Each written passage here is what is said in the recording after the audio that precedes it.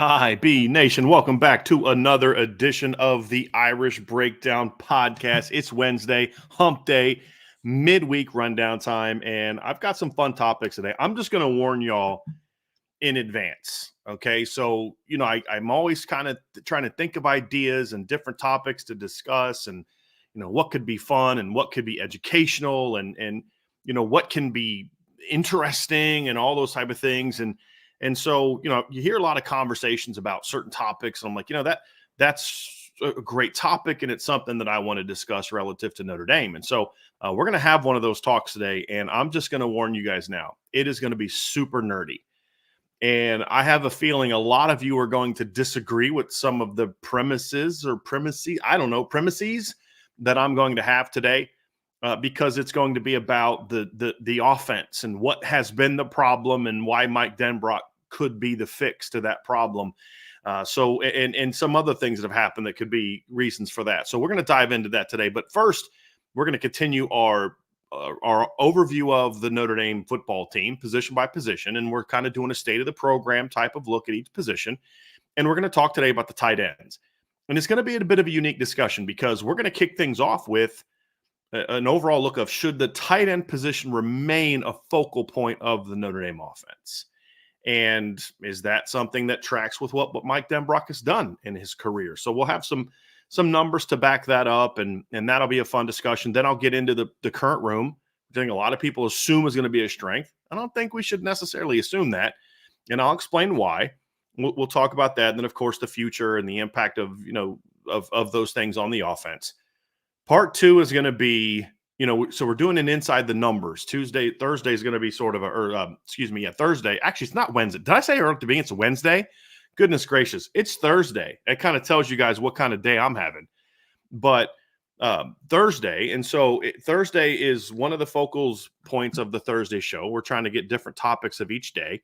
We're going to kind of do some inside the numbers type conversations. And so one of the things I was looking at was the impact of yards after the catch and what it means and the impact it can have and kind of where Notre Dame stacks up. And I kind of went in with a certain opinion about the topic that, your eyes tell you one thing and certain things tell you another thing. And there's all types of ways to look at it. And as I did the data, it kind of confirmed something that I've always felt that I've received a lot of pushback for, and I'm going to break that down. And we're going to get super nerdy about it. And nerdy meaning we're going to dive into some numbers. It's going to be very technical. I will bring the numbers up so you'll be able to see them. And hopefully that'll allow you to follow along as best as possible. But I'm just telling y'all now, it's going to get nerdy in segment 2 of today's show, which, as you guys know, I enjoy. Part 3, we're going to talk a little bit about some recruiting rankings that came out today and my thoughts on them. And then in part 3, I'm going to talk about the Jaden Rashada situation. And, I have a lot of thoughts on it. And so I'm going to share a lot of those things on it. And, of course, if you guys have any questions that you want me to answer, throw a super chat in. So I'll bring those up at any point in time. If it's related to the topic we're having, I'll bring it up and fit it into the show, as we're discussing it. If it's just something you want to ask, I can put it at the end of the show. But if you have something you want me to address during the show, go ahead and throw that super chat in there and we'll get going. But before we do get started, folks, I just want to ask you guys one favor, a few favors. It all kind of goes together. Hit that like button. Before we get started here, just go ahead and bam, hit that like. It helps us with our algorithm. The more likes we have, the more favorable likes that we have, the more engagement we have in our show. So if you're listening to this show after the live, feel free to comment, feel free to engage in the conversations, and all those things kind of help us share this with your friends. And of course, put the notification bell on so that you are alerted when shows go out. It did not go out late today. I published the show late. That was on me because I got into a bit of a time warp as I was going through all this data, and the show was going in a completely different direction than I thought it was going to go in. And so I just kind of got sucked into that. And I was like, oh my goodness, it's like 1 o'clock and 1:15 and I have to shower and I have to get the show ready and all this stuff. But I think it'll be worth it because I think it's going to create some really interesting, fun conversation when we get into part 2 of the show. And it's going to be fun. And I can't wait for it. But I do want to start about the tight ends first. So lots going on today. I'm ready to go. I hope you guys are ready to go. Let's have some fun. Let's have some back and forth and all those type of things. And yeah, we're gonna have some fun today. So Tommy, I'm not going to ask your super chatless questions during the show, but I will respond to one you sent me this morning. I did play pickleball yesterday. I did not pull any muscles. I was very proud of myself. I'd never played before. It was this instructional class, so I went and did that with Angela last night, and it was actually surprisingly fun. I was like, it's like this weird blend of tennis and ping pong. Like tennis and ping pong had a baby in pickleball. So yeah, we'll see if I ever play it again. But I know Angela wants to go out and do it again. So that is what I did today. So with that being said, folks, let's get right. Buckle up. I think this is going to be a really fun show today. So let's get ready to rock and roll and talk about these fun topics. Topic number one, we're going to talk about the Notre Dame tight end position, sort of an overview of the position, but I think there needs to be a conversation at the beginning of is the tight end position going to remain a strength at Notre Dame, and should it remain a strength for Notre Dame? And so with this being a show where we're going to talk a lot about the numbers and stats and data, then I figured it'd be a great time. We'll kind of incorporate some of this into the conversation. So to begin, let's talk about, will it become a strength? Because this is a conversation that I know some folks have had about when Mike Denbrock was hired, because obviously Mike Denbrock has a track record at Notre Dame. He was the offensive coordinator from 2014 to 2016. He was the driver of the offense in 14 and 15. And then he was kind of splitting responsibilities with Mike Sanford in 2016. It's a different, we can have that conversation another time, but he was the driver of the offense for 2 years. And it was a pretty good 2 years offensively. But during that stretch, the tight end position was not a big strength for the football team. In 2014, Notre Dame's tight end, your leading tight end pass catcher was Ben Koyak. And 2015, your Alize Mack was your leading tight end pass catcher, like 13. And then in 2016, things bottomed out for the tight end position. We saw it kind of become less and less impactful over those years with Mike Denbrock as the offensive coordinator, to the point where in 2016, the Notre Dame tight ends only caught 12 passes for 159 yards. That's it. And during that 3-year stretch where Mike Denbrock was in charge, the Irish tight ends combined over a 3-year stretch combined for 63 catches, 716 yards, and 7 touchdowns. That's the total production over a 3-year stretch. In the 7 seasons that followed, from 17 to 23, the Notre Dame tight ends averaged per season 62 catches, 713 yards, and 7 touchdowns. That's basically the total of what Mike Denbrock's offense put up over a 3-year stretch. Then he goes to Cincinnati. And you're thinking, this guy doesn't care about using the tight ends, right? Goes to Cincinnati. First year at Cincinnati, they only caught 35 passes for 262 yards. And then things started to change a little bit. And from 18 to 21, a course of over a stretch of 4 seasons, where Cincinnati was a very good football team, the tight ends averaged 52 catches per season, 603.8 yards per season, and 8.5 touchdowns. Now, if you remember that Cincinnati team, especially that 20 and 21 team, they had really good wide receivers.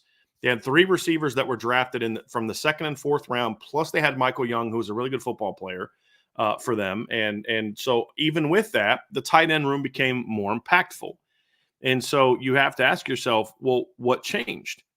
So you're talking about a 3-year stretch where the tight end position at Notre Dame is just basically sort of an afterthought, to just not even a part of the offense.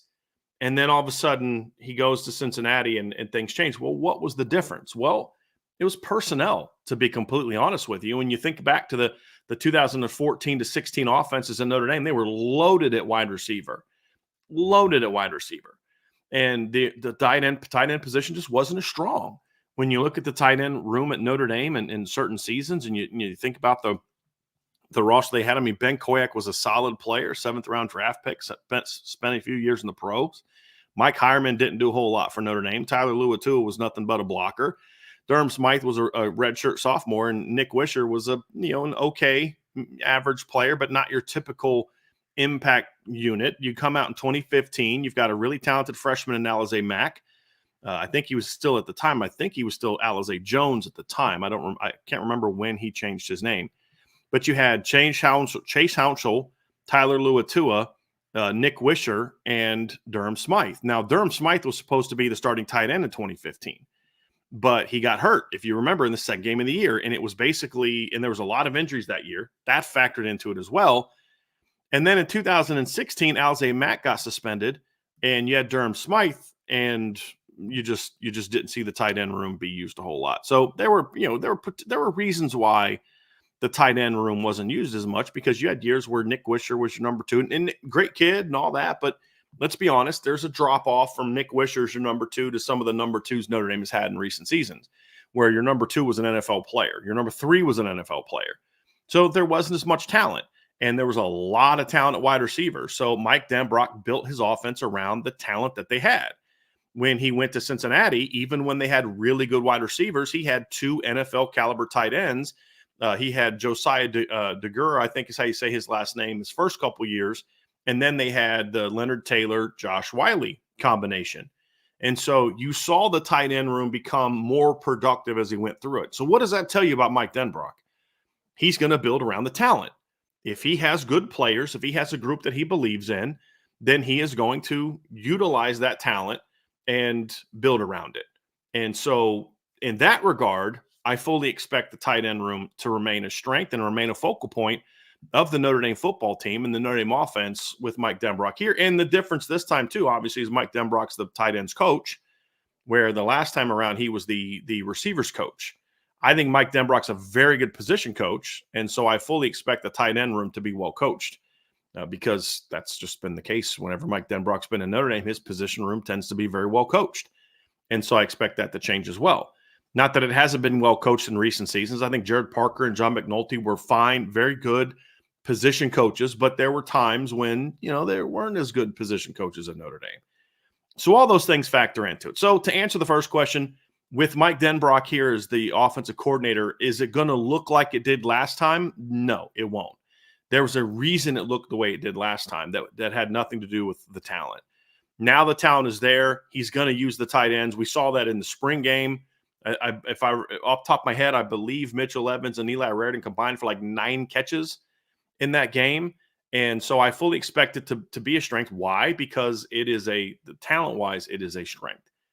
So then the question is, should the tight end room remain a focus? And there was a brief back and forth on the message board with someone that when I put the article out about, the production and the numbers and how it's going to remain a strength and things like that, somebody was not very happy with that, saying basically, you can't have big-time receivers aren't going to come here if your tight ends are the focal point. And I push back on that, because I do think in theory, the point that was being made was you can't be as tight end dominant as they've been from a usage standpoint and expect to, like, when I mean usage, not the total number of production from the tight end, but the percentage of targets and catches relative to the total number of targets and catches.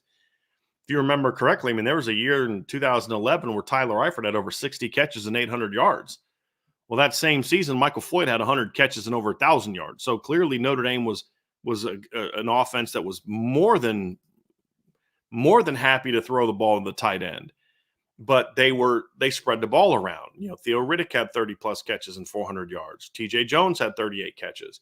Robbie Toma had 19 catches. Your running backs were making plays. And so there were certainly times in the past where Notre Dame would use the tight end effectively, but then also still throw the ball to other positions. If you think back to the 2018 season, for example, your top 3 pass catchers were all receivers: Chase Claypool, Miles Boykin, and Chris Fink.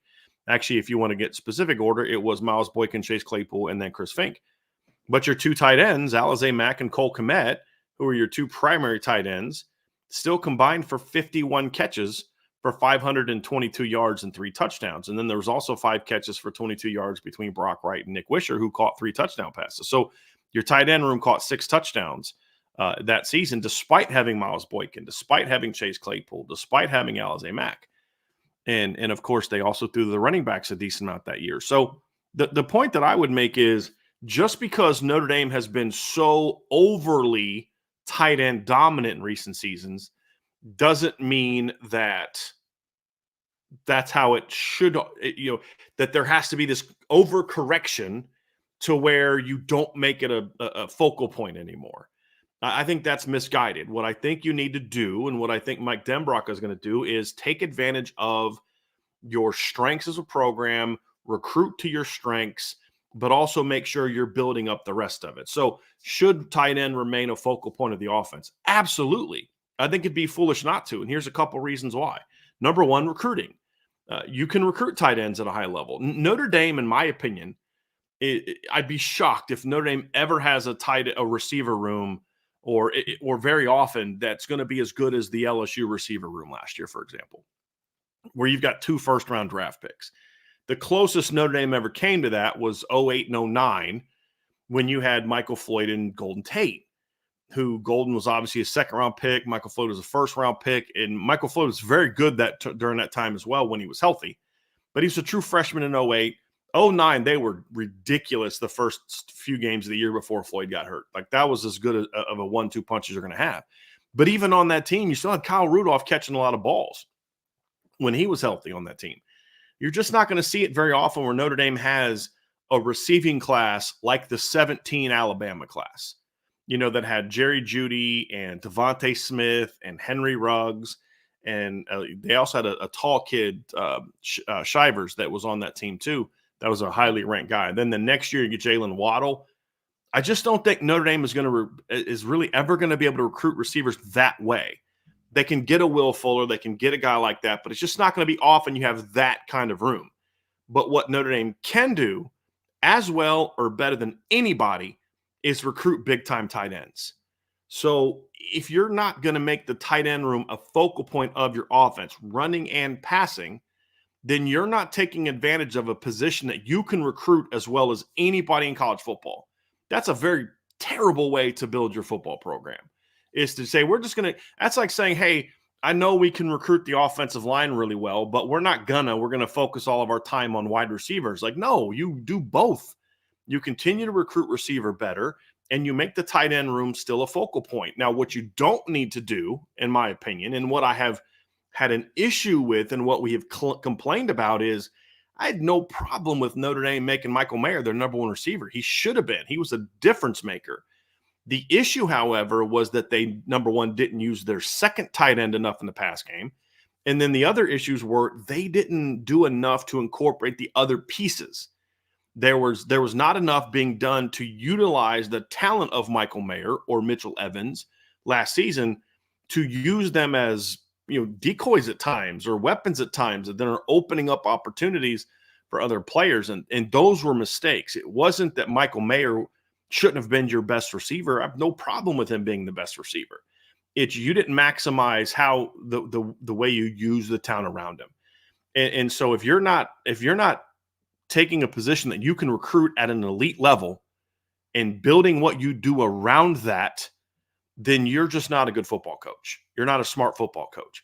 It doesn't mean the tight end's got to be the number 1 or number 2 receiver on the team. The tight end can be the number 3 or number 4 receiver on the team and still have a huge impact in how they're used and in the way in which they're used in games. So I think that's important. I think tight ends also help with the Notre Dame run game. Being a team that has a good blocking tight end is obviously helpful. Having a team whose tight end can be impactful in the pass game helps the run game, because it helps with your play action pass. It helps keep your linebackers and safeties from all the time just flying downhill towards the box. There's different things that you can do with them in the run game. And then, of course, if you can properly use 12 personnel, and what I mean by that is I've never said Notre Dame shouldn't use 12 personnel. My issue was always, if you're going to use 12 personnel but never throw to your number 2 tight end, then you're wasting your time and you're hurting yourself as an offense, because you're telling the defense, hey, On the field right now, we really only have 3 weapons that you have to account for, because Notre Dame rarely threw to their running back in past years. It's like thinking like 19 to 2022 and to a degree last year, but it ramped up a little bit last year. But they weren't using the running back room really as weapons very often. There would be games here, games there, but you weren't using your running backs as downfield weapons. They were just check down guys. You weren't using your number 2 tight end, which meant as a defense, we only had to count for the 3 receivers. That's it. And then that would allow them to focus more time on committing to the run game. Well, that was poor usage of the tight ends. The tight ends being a focal point of the offense, running a lot of 12 personnel, was not the problem. It was the usage. And this is going to come into play again when I get into the second part of today's show. And then the final piece is, Notre Dame has had some really good offenses over the years. And with the exception of 2015, more often than not, when that has happened, they've had at least 1 or 2 big targets. And the reason that matters is because Notre Dame is got to get faster. They're faster than people give them credit for, but they're not where they need to be yet. They've had some dynamic weapons, but they haven't consistently had those game changers at wide receiver from a speed standpoint. Well, continue to recruit those guys, but also understand that there's 2 different ways to really impact the football team or a defensive football team. Number 1 is with speed, and number 2 is with size. And this is something Charlie Weiss was masterful with back in 05 and 06. They didn't have a real fast receiving core. Jeff Samardzija was not a sub 4.5. Anthony Fasano had good speed for tight end, but he was, a 4.6 something. Mo Stovall, I believe, ran a mid to high 4.5 at the combine. I think the only really fast guy they had, Ramo was not fast when he came back from a knee injury. The only really fast guy they had was Matt Shelton, but they still were able to hit big plays. Why? They completely understood how to use size. And by incorporating the tight end into your offense, especially in the modern era where tight end become so much more of movement pieces than they were in the past, there's so much more you can do with the tight ends. And from moving them around, they're not just attached all the time. You can create certain matchups with them in the pass game. You can do things with them from an alignment standpoint that really put teams in binds from how they're going to line up to the tight end. And so are you going to put a safety on this guy? You're going to put a 5'11", 6-foot safety on our 6'6", 6'7" tight end? Cool. We've got some matchups that we can go to. Are you going to put a bigger guy out there, a linebacker out there? Are you going to bring your 6'2" safety down and try to play that way? Cool. Then we've allowed ourselves to go out and create some matchup opportunities in some other places because of how you've aligned, or it opens up some run game opportunities, because the tight ends don't just help the run game by blockers. They can also help the run game by blocking on the perimeter. But if it's a big-time player, it forces teams to say, how are you going to defend this guy? When we've got Michael Mayer, we're looking at it from your offense, right? So as I'm speaking as if I'm a Notre Dame offensive coach, looking at it from the standpoint of we've got Michael Mayer, who's 6'5 plus and a physical player. We've got Mitchell Evans, who's a 6'5 plus player. You've got Eli Raridan, who's 6'7. These are athletic pass catchers. So when I've got them out of the box, how you defend them is going to tell us a lot about how we're going to go at you. And so that can help the run game in a lot of different ways. So we can do an RPO game as an offense. If you're going to try to cheat inside to defend the run game, we're going to pull, and we've got a big 250-pound blocker out there on the perimeter blocking for it. If you're going to try to still maintain your box, then we have some size advantages, some different things we can do with the perimeter screen game and the drop back pass game. So when you look at the tight end room, it's just you have to be able to utilize that if you're Notre Dame, because you're not just recruiting solid tight ends in Notre Dame. You're recruiting difference makers. And when we break down the roster and we break down the future of the roster, there's a lot of like NFL players that are on the roster and coming down the pike. And I would argue that Notre Dame's got a walk-on at tight end that I would take over tight ends that some of the teams Notre Dame plays have signed in recent years. And so that's just where they are. So I just think as it comes down to who you are as a program and what you can recruit, and looking over the history of the last 40 years, what has been a position you've consistently recruited well, and what is a position you've consistently struggled to recruit with any kind of big-time consistency, that has to factor in. And when you factor that in, it's a no-brainer that tight end should absolutely, absolutely remain a focal point of the Notre Dame offense, while also accepting the notion that you can't make it so absurdly a focal point to where you're not paying attention to other positions and you're not really – they're just all complements to your tight end. That I don't think is necessarily where they need to go with that. And that – so when you look at it, to answer the question, there's two questions people have had. Will Mike Denbrock utilize a tight end still like they used to? Yes, the tight end is still going to be an important part of the offense. Is the tight end going to be the have the same type of percentage of the targets that it's had in the past? That I don't think so. Unless Coach Denbrock is able to find ways to utilize two tight ends in the pass game at the same time, which is something that past coaches have been unable to do, and something that honestly I'd be okay with if he did try to do.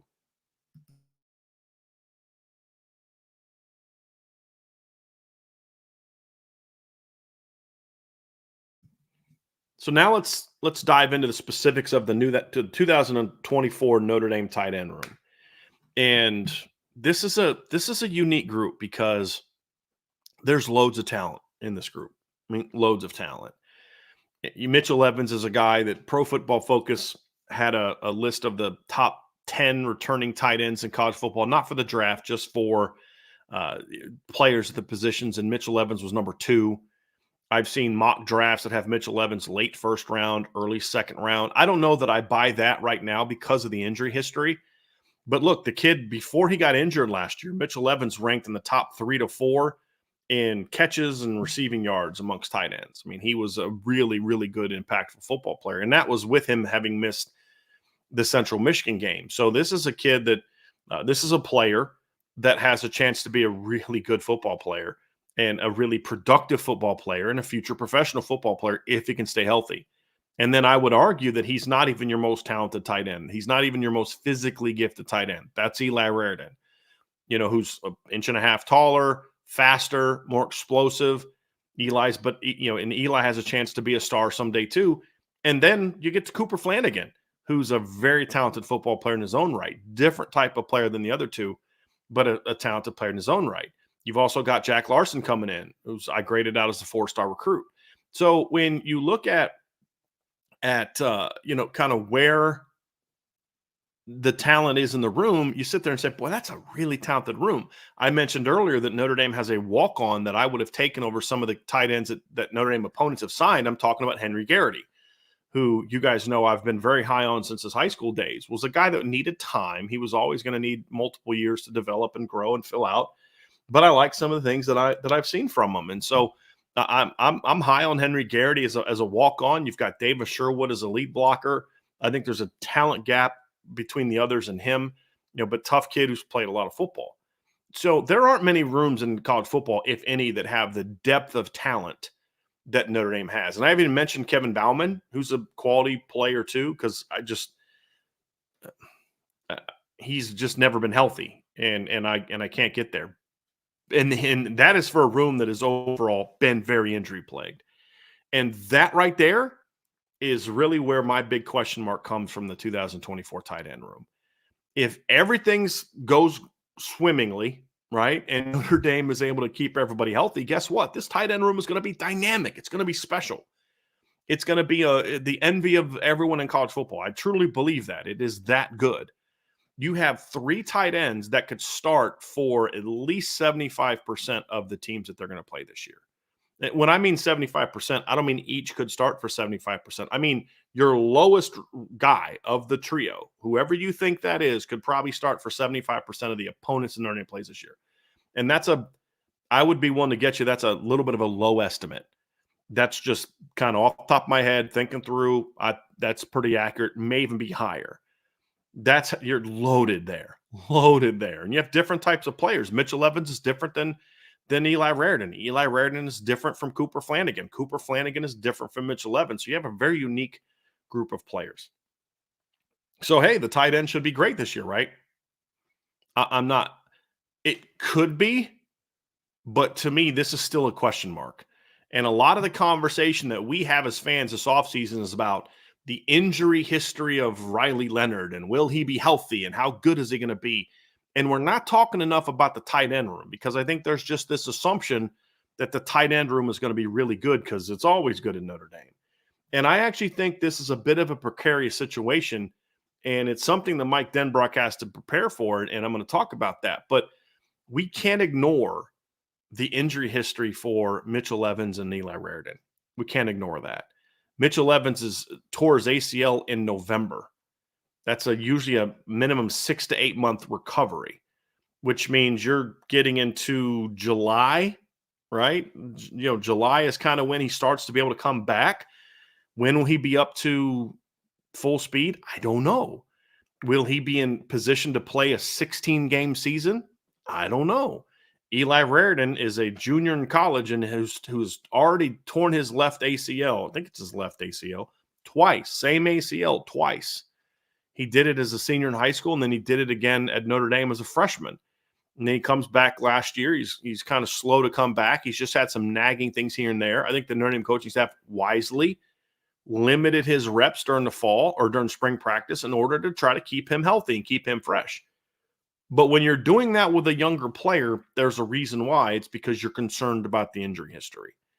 So when you look at the tight end room, yes, there's a lot of talent, but they have two guys that have missed a lot of football over their careers. Mitchell Evans played in I believe, 13 games as a true freshman, but didn't play a lot of snaps because he was, I think, their third tight end. And when he did come in, he was kind of a blocking guy. He didn't play a lot of football. And so that was the one year that Mitchell was able to stay healthy. And it was the year he was transitioning from being a quarterback, because he was a quarterback in high school. So he comes in as a freshman, plays a little bit as a backup guy, and comes out in year two, and he's the number 2 tight end, and he plays a lot because, as we remember, Notre Dame used their number 2 tight end a ton. So plays 113 snaps as a true freshman. And then as in his second year at Notre Dame, 2022, he doesn't play his first game until week 7 against Stanford. Why? Because he got hurt in the spring. He had a knee injury in the spring. So he doesn't come back till week 7. He's healthy the rest of the year, plays pretty well. If you all remember, he steps in for Michael Mayer in the bowl game, catches 3 passes for 32 yards, converts a 3rd and 19, and then has the game-winning touchdown in the fourth quarter. Plays very well. Comes out in 2023 and gets off to a little bit of a slow start, but once he got rolling, boy, he was really good. And by the time he got hurt in game 9, he was a guy that, as I mentioned earlier, was amongst the best players in college football from a production standpoint, and was in the middle of a 5-game stretch where he was really playing football at a very high level. Really broke out a little bit against Ohio State with just a great performance against Ohio State. Comes out the next week against Duke. He is killing Duke's defense. Was the only guy that did anything against Louisville, had 4 catches for 71 yards. And if you remember, he had a 30-plus yard catch that was brought back because of a penalty on the right tackle. So he was playing at a very, very high level, and then he gets hurt again. So for 2 years in a row, Mitchell Evans has not played more than 8 games in a season. That's a problem. Right? Riley Leonard's had 1 injury that everybody's freaking out about because he's had to have a couple procedures on it. Mitchell Evans has had multiple injuries that have kept him out of a quarter of the season twice. And it's not the same injury. Then you look at Eli Raridan and what he did. He comes in as a freshman, he plays 76 snaps and gets hurt after, I think, 5 or 6 games, and he tears his ACL again. That keeps him out of the beginning of last season. He doesn't make his first appearance until the Louisville game, plays between 10 to 8 snaps up the next 3 games, comes in against Clemson, plays a little bit more, plays a lot against Wake, and then plays over 100 snaps in the last 2 games and played relatively well in those 2 games. Had a great touchdown catch against Wake Forest where he showed off of his talent. But again, this is a young man that has played half a season each of the last 2 years because of injuries. And so you can't ignore that when you're talking about the tight end room. Why? Well, hey, if Cooper Flanagan's the starting tight end, you're still pretty good. Yeah, you are. But you have to be careful if you're Mike Denbrock of making your offense too tight end centric and building your entire season around having a great tight end room because you don't know that you're going to have them. And so it puts Coach Denbrock in a very unique position where he needs to make sure that the tight end room is a very important part of what they're doing. There's no doubt about that. But he has to make sure that it's not so much to the point where if they lose their top two tight ends, they got to do a complete 180 of what they're doing on offense. What he needs to do, and what I anticipate him doing, because he's a smart football coach, and if I know this, Mike Denbrock knows this, is saying, hey, look, the tight end is going to be important to what we do. But we're going to be in a position where if we lose a couple of these guys or one of these guys, we don't have to do a dramatic shift. We're just alterations, minor alterations, because we're still going to use the running backs a lot. We're going to use 11 personnel a lot. We're going to be able to do a lot of different things to where we're not going to be so overly dependent on 12, 13 personnel like they were in the past. And pass game wise, only having one tight end never hurt Notre Dame in the past. Where this really is impactful isn't so much the pass game. As I said, it's the run game. Because in the last 3 or 4 years, the run game was entirely dependent on being able to line up in two tight end personnel and sometimes 3 tight end personnel. And if you took away that second or third tight end or first or second tight end or first and third tight end, and you were really only left with one healthy veteran tight end, they would have completely decimated the offense. It would have struggled to function because of how reliant it was on the 2 tight end looks. I don't expect this offense to be that. I think the things that they're going to do are going to allow them to alter things in a way where you're able to be an offense that utilizes 12 personnel a lot, but at the same time, the transition from 12 to 11 from a pass scheme standpoint is pretty smooth, and your run game is not reliant on the 12 personnel stuff. The good news is I think Mike Denbrock's offense fits that, and we saw this in 20 and 21 in Cincinnati, especially 2021, because they would come out and use 12 personnel a lot that season. And you want an example? So I broke down 9 of Notre Dame's LSU's games last year. So it's basically their 9 regular season games with Mike Denbrock as the offensive coordinator. And per my numbers, they had 12 snaps of 12 personnel in those 9 games. 12. Against Cincinnati in 2021, when he was at Cincinnati in 2021 against Notre Dame, they had 19 snaps of 12 personnel against Notre Dame. And so to me, it's a situation where I did it again, but it's a situation where you're going to have to be able to figure out ways to go back and forth from 12 and 11 and 12 and 21 or 12 and 20 and be able to mix those things around. You're going to, from a pass game standpoint, but more importantly, you're going to have to find ways to where you're not dependent on 12 personnel. And my guy Henry Reese in the chat says if the offensive line is struggling, we're going to need 12 personnel. That's the problem. And that's what Mike Denbrock needs to make sure that you don't do. You can't build your run game around the notion of, well, if the O-line's struggling, just put another tight end out there. That limits what you can do. It condenses the box, and it doesn't actually make your offensive line better because you're now before you had 6 guys blocking 6 or 7. Now you've got 7 guys blocking 7 or 8. It's the same conundrum. Your offensive line is still going to struggle. There's things you could do run game wise to create extra gaps and run duo and things like that. But what Mike Denbrock needs to do is, of course, have some 12-game run personnel. But with this 2024 team specifically, because you do have a mobile quarterback, you've got to be able to incorporate RPOs to protect your run game. You've got to incorporate read zone concepts to protect your run game. You've got to be willing to use motions and shifts and bursts and different things like that to occupy second and third level defenders that help you even up the numbers a little bit. And so if you're not someone who is using your quarterback, the RPO game, motions and things along those lines and spreading the field to make life easier for your offensive line, then you've pigeonholed yourself into this universe of we always need a second tight end if the offensive line is struggling, and that limits you in a lot of ways. And so when you look at this offense, I would suggest that Mike Denbrock go away from that overly dependent need on 12 personnel.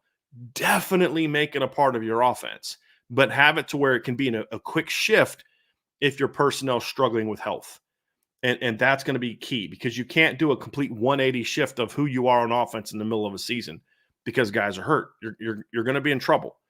And this offense has the diversity of skill to be able to do that. And that's also something that makes this team different, is because you do have so many talented receivers. You've got the kids you've got coming back. You got the 3 transfers coming in. You've got 2 impact freshmen coming in, or that have already been here. You've got another talented freshman coming in here in the summer, although I'm not quite expecting Logan Saldate to do a whole lot. You've got KK Smith now in the mix here. Logan, I think, can be a player for Notre Dame down the road, but I just think right now, I think it's going to take him some time to get there, is what I mean by that. But you've got a deep tight end room. You've got impact running backs, which I'm going to get into here in a little bit. You shouldn't have to rely on the tight ends the way that you have. There's no need for it. It's a choice. And the choice should be to have it as a part of what you do, make them be important, but allow the shift to be easier, to where if I've just got 1 healthy tight end or just 2 healthy tight ends, we can still thrive. And that's going to be something, because worst case scenario for Notre Dame this season is they build the offense around 12 personnel as a 40 to 50% of what they do alignment. The run game is built around the desire and the need for multiple tight ends. And then Mitchell Evans goes down again, which he has done each of the last 2 years. And then Eli Raridan goes down again, which he has done he's missed time each of the last 2 years because of injuries. Now, all of a sudden, your entire offense in week 5 was geared towards 2 tight ends. So what do? You either A, start putting a true freshman in Jack Larson on the field over your receivers and your number 2 back, or you put Henry Garrity on the field, who I like a lot, but he's probably still a year away from being able to help in this regard. And you're putting them on the field at the expense of all your receivers and your running backs, because you have put yourself into this box of a team that's unnecessarily relying on tight ends. That's the issue to me that Notre Dame has had in the past. It's not that I have an issue with being reliant on the tight end. They absolutely should. It's unnecessarily so to a degree and a structure standpoint. And that's something that I think needs to change, and I believe it will change under Mike Denbrock. Now, that's the worst case scenario. There's a best case scenario in this conversation as well. The best case scenario is Mitchell Evans and Eli Raridan stay healthy. And if they stay healthy, this offense is going to be exceptional, because you will have some matchup nightmares at tight end. You'll have a 6'5.5", 260-pound kid in Mitchell Evans, who is not an explosive athlete, but he's a very agile, smooth athlete with surprisingly better speed than I think some people think, who knows how to get open. We saw that last year. And he has great hands, elite ball skills. And I'll have some numbers to back that up here in a little bit. You've got Eli Raridan, who's a little bit of a different type of player. He's 6'7". He's 250. He's fast. He's explosive. He's not as smooth as Mitchell Evans, but he's more vertically explosive as a player. Has a lot to learn. Still needs to be more consistent from an urgency standpoint and a speed standpoint, a decisiveness standpoint as a route runner. He's got to attack the ball a little bit better, but loads and loads of talent. And then you've got Cooper Flanagan, who's 6'5", 6'6", 250, another guy that's a very smooth, fluid athlete. He's more like Mitchell Evans than Eli is, but he's still a unique player, very good blocker, quality athlete for his size, really good hands and ball skills. You have 3 guys right there that are very good football players. And Jack Larson, I would argue, the day he arrived at Notre Dame, had arguably the best hands on the team at tight end. At the very worst, in my opinion, he's second from just a catching hand standpoint, and is a quality athlete as well. So best case scenario, those guys stay healthy, and you've got different types of weapons at tight end that you can use as matchup nightmares. If you just want to put, like Notre Dame runs the slot fade, and for those of you that are on the message board that are premium members, I would assume and hope that you've watched the 30-minute breakdown I did of the slot fade concept. Went through tons of plays, broke it down. Here's how it's read. Here's where we go with the ball. Here's how you use it. Well, when we broke down that slot fade concept, which you saw in the spring game from Notre Dame as well, they would use their receivers, whether it be Malik Neighbors, Bryan Thomas, the Lacey. I think is it Kyron Lacey, the other receiver from LSU. They would use the Hinton kid there a little bit, or Hilton kid, Chris Hilton there a little bit. They would use their different receivers in situations to run the slot fade concept. And then the tight end would be sort of just run a lot of the option concepts. Well, when you look at Notre Dame, you've got some players that you can use actually the tight ends as part of that slot fade concept. And you really couldn't do that in the past. And so what that does is that gives you a 6'6", 6'7" player that can go down there and be impactful in that concept. So, and by the way, I did talk about Cooper Flanagan, by the way, the Troll Hunter. So I did mention him.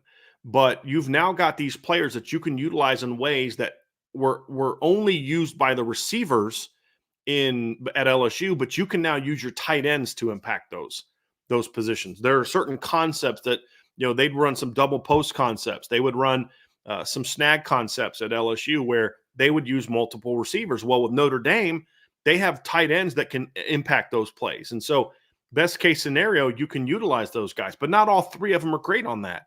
I'm going to like probably Mitchell Evans and Eli Raridan on those slot fades a little bit more than I would Cooper Flanagan or even a Jack Larson, excuse me. I'm going to utilize Cooper Flanagan on some of the option concepts and some of the crossing stuff that I'm going to use. I'm going to use him up the seams on different concepts. And there are some things he can do corner route wise and things like that you can use, but he's a different type of player.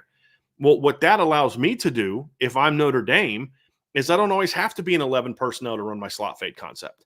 I can get out there. If you're going to go with your big personnel and you're going to defend me with your 4-3 personnel, and I line up in my 12 personnel and I go trips to the right, I can still run my slot fade concept with the hitch, the slot fade, and then the Q option from the Y. Or I can go with a 2x2 out of my 12 personnel, and I can put my tight ends outside, and I can motion them all around, and I can run my hitch with the tight ends, and I can run my slot fades with my receivers. Or I can flip them. Depending on the matchup I'm going to get, I can put my receivers outside, have them run the hitches, have my tight ends then run the slot fades. I can go empty with Jeremiah Love at running back out of 12 personnel. And I can have Jeremiah Love run one of the slot fades, or I can have Jeremiah Love run the option, or I can put Jeremiah Love outside and run the hitch and have my receiver run the option. And those are things that LSU could not do. And Notre Dame would be smart to be able to utilize that, because there are situations where in 12 personnel, your run game is beneficial, but there's things that you can do with your tight ends in matchup situations that you just couldn't do. Now, I just got done saying you can't build your whole offense around the tight ends, and I'm going through all these different things that are going to use the tight ends. Exactly. Because all the things I just broke down are already part of your concepts of what you do. You don't have to do it out of 12 personnel, but you can because of the matchups. But you're going to do it out of 11 personnel as your base. A lot of the concepts they do with the out cross type stuff, the double in, the dig in the in that they'll run together. There's a lot of things that they do that in Mike Denbrock's offense are receiver driven routes that can easily be used by the 12 personnel type of players Notre Dame has. And so that's where I say it is a unique offense that's going to allow these players to thrive. But it's also not going to, you're not making your offense tight end driven. These are things that Notre Dame's tight ends can do that a lot of teams will use their receivers to do. And that's the best case scenario for Notre Dame, because if they're able to get the tight ends going in the pass game, it takes pressure off the receivers. It takes pressure off the run game. It puts defenses in very tough binds. So in a perfect world, you want good health and you want your tight ends to be utilized, because the way that Notre Dame's tight ends play, the unique skill set of the Evans and Raridan and Flanagan allows you to use them together in ways that the defense can't say, well, this is what the tight ends do. This is what Evans does. This is what Raridan does. This is what Flanagan does. This is what Larson does. And it's really hard to game plan for. And when you have two of them on the field together, especially if you have Raridan's one of the two, whether it's Raridan with Flanagan or Raridan with Evans or even Raridan with Larson, Raridan is such a unique athlete at 6'7", being an explosive vertical player. It can really create binds, put you in binds as a defense, because I want to stay in my nickel stuff to protect against the pass, right? And to keep the extra DB on the field, because they're going to line up with some of the spread stuff. But that's then going to allow them to go 12 personnel, and have a tight end attached, move the other guy as a movement piece, and now they're getting angles on us and getting leverage on us and they got bigger bodies in the field than we do. I'd like to go base personnel against that look to be able to match up better physically. But if I put a third linebacker on the field, he may not be able to run with 6'7" Eli Raridon. He's going to have a tough time matching up with Mitchell Evans. And now I'm at a disadvantage in some of the pass game stuff. So that's the exciting thing when you think about the tight ends, about all the different things that they can do and what challenges they present with defenses with on a weekly basis. And it shows you exactly why the tight end room should be a part of it. But none of that means you can't also, focus on getting the ball to the wide receivers, your number 2 tight ends. There's a lot of balls to go around. If Notre Dame, you look at some of the top teams in the country, I'm going to break down some of the completion numbers last year. Notre Dame had 226, which was a low number. Oregon had 394, Ole Miss 256, Florida State 260, Georgia 328, Clemson 302, LSU 286, Michigan 260, Washington 377. Notre Dame was at 226. Their tight ends could catch the same number of balls, complete 50 more passes because you're a team that's pushing the tempo a little bit more. You're converting first downs more, which means you get more plays. And the tight ends don't have to catch a single more pass. And now all of a sudden those 40, 50 completions are now spread out amongst the receivers and the running backs. And now you've got a very balanced offense. And that's really where you want to be. And so I do expect the tight end room to remain a strength and to be a strength and remain a strength. And we'll just briefly talk about the future of the tight end room because it like the linebacker core. I mean, your future is kind of also partly your present outside of Mitchell Evans. Eli Raridon's got 2 years left. Cooper Flanagan's got 3 years left. You've got Jack Larson's a true freshman, and you've got James Flanagan coming in. Look, tight end is a position where Notre Dame's going to recruit that position well as long as they put effort into it. That's just the reality of it. The only way that they stop recruiting tight end well is like we've seen in the past. A, you don't prioritize it, or B, you hire a coach who's not a good recruiter and who doesn't work or doesn't plan. And outside of those stretches, Notre Dame's recruited this position at a very high level. I think James Flanagan is a very unique player. That was a very big pickup for Notre Dame. He was a guy that they wanted all along, even when they had Nate Roberts committed into class. They were like, look, we're still going to get James Flanagan. We still want James Flanagan. When it became clear that getting James Flanagan can hurt your chances of keeping Nate Roberts, Notre Dame staff said, okay, it is what it is. We're getting James Flanagan. And that tells you a lot about what the Notre Dame staff thinks of James Flanagan. I like his game a lot. He's got a lot of blocking potential. He's got to fill out, but he's got a lot of blocking potential. He's a vertical player. He's a guy that can stretch the field. He's got very good hands. He's a guy that understands getting open. He's got technical work to do, but James Flanagan's got a lot of ability. And I believe Notre Dame is at the point now when it comes to tight end recruiting and the way that they're going to build the roster. The one thing that I want to focus on here is I believe Notre Dame is going to try to shift away from the 6 to 7 man scholarship tight end rooms that they've had a lot of in recent seasons. They're still going to use 12 and 13 personnel, and they should still use 12 and 13 personnel, but they're not going to be as reliant on it as they have in the past, at least not with Mike Denbrock as the OC. And when you're not as reliant on 13 personnel, and like Notre Dame needed 4 healthy tight ends every week in the past, every week. Notre Dame now can do a lot with 2 healthy tight ends and a ton with 3 healthy tight ends. So when you're in that situation, you don't need 6 or 7 scholarship players unless you're in a unique situation where you've got 2 guys in their final year and you bring in 2 freshmen that you plan to redshirt one of them. And so for that one season, you've got the 2 vets, the 2 rookies, and then 2 guys in between. Then you can get away with that for a season. But by and large, I think 5 is really more of the realistic number. You can get away with 4.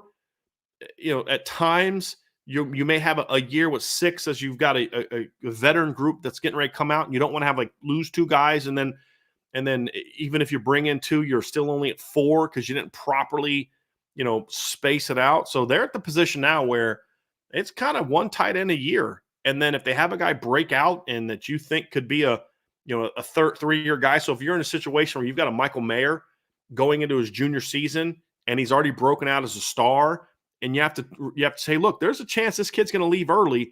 That may be a year you bring in 2 to redshirt his junior season. And then when he leaves, you've got 2 that are kind of rising to help ease that loss of losing a veteran. Plus, you'd lose like a senior.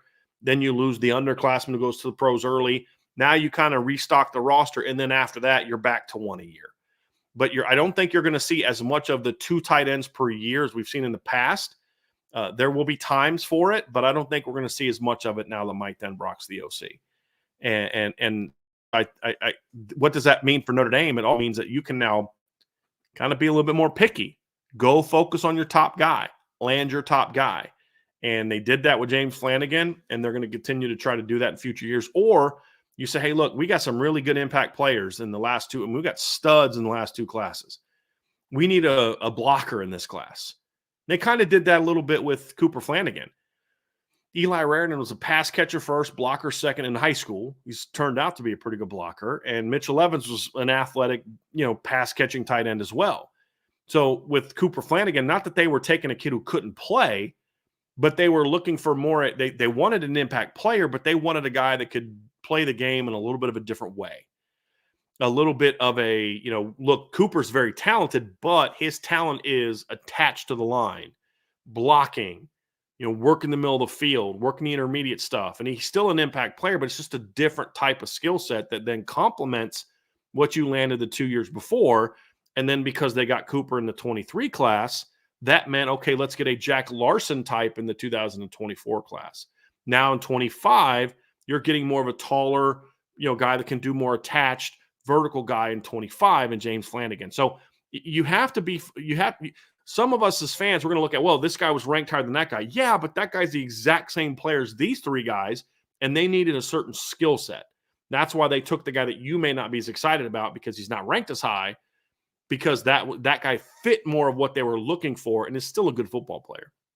So it's something you have to keep in mind as you're evaluating the tight end recruiting and development over the next several years. And so that's where they're at. Tight end should remain a strength, will remain a strength as long as they're healthy. That's the big wild card at the tight end room. Do they lose 1 guy? Do they lose 2 guys? Do they stay healthy? The answer to those questions is going to tell us a lot about the shape that this offense takes this year and some of the different things that Notre Dame does. And so future also looks bright. It's a position that Notre Dame should always focus on when they're building their team because they can, and it presents them with unique opportunities that not a lot of people can do. And so that is a look at where the tight end room is now that Mike Denbrock is here, what's changing, what may not change, and what the future looks like for Notre Dame at the tight end position. We're going to get into the sort of the inside the numbers, and we're going to break down the impact of Mike Denbrock being at Notre Dame in the next section. So, but before we do me a favor, hit that like button, hit the subscribe button, hit the notification bell, share this podcast, give us a 5-star review if you're listening via our podcast partners like Spotify. We would greatly appreciate that. And if you have not done so, support Irish Breakdown by joining the premium membership community at boards.irishbreakdown.com. Boards.irishbreakdown.com is where you can find it. You can, if you're not a member, if you're not someone who's on the message boards a lot, you just want to support us, that's cool too. We have a booster club where you get some free merch in return for signing up. But the community's worth it. I promise you. It's a really, really good community. And we talk a lot of football. So you're going to want to check that out at boards.irishbreakdown.com.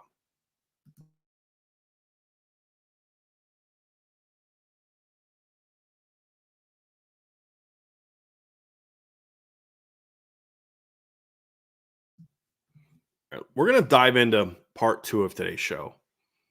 And I'm just going to prepare you guys a little bit. This show is going to be a little bit all over because I'm trying to make some points here and I may have to jump around a little bit. I'm going to do my best to stay really on point and to really focus on it. But I'm just telling you, like, if how the show goes is anything like how my preparation for the show went, I was all over the place. It doesn't happen very often, but sometimes, you have to leave yourself open to the notion of when you dive into a topic, sometimes, you may think you're going to go this way with it, but the argument changes or you realize you want to focus on something else or the data sometimes, hey, look, this is what I thought. I wish more of us would be willing to say, hey, look, I thought this, and then I looked at the data and I realized that, okay, I was wrong. That's not exactly what happened, or that's not a strength, or it's not a weakness, or whatever the case may be, somewhere in between.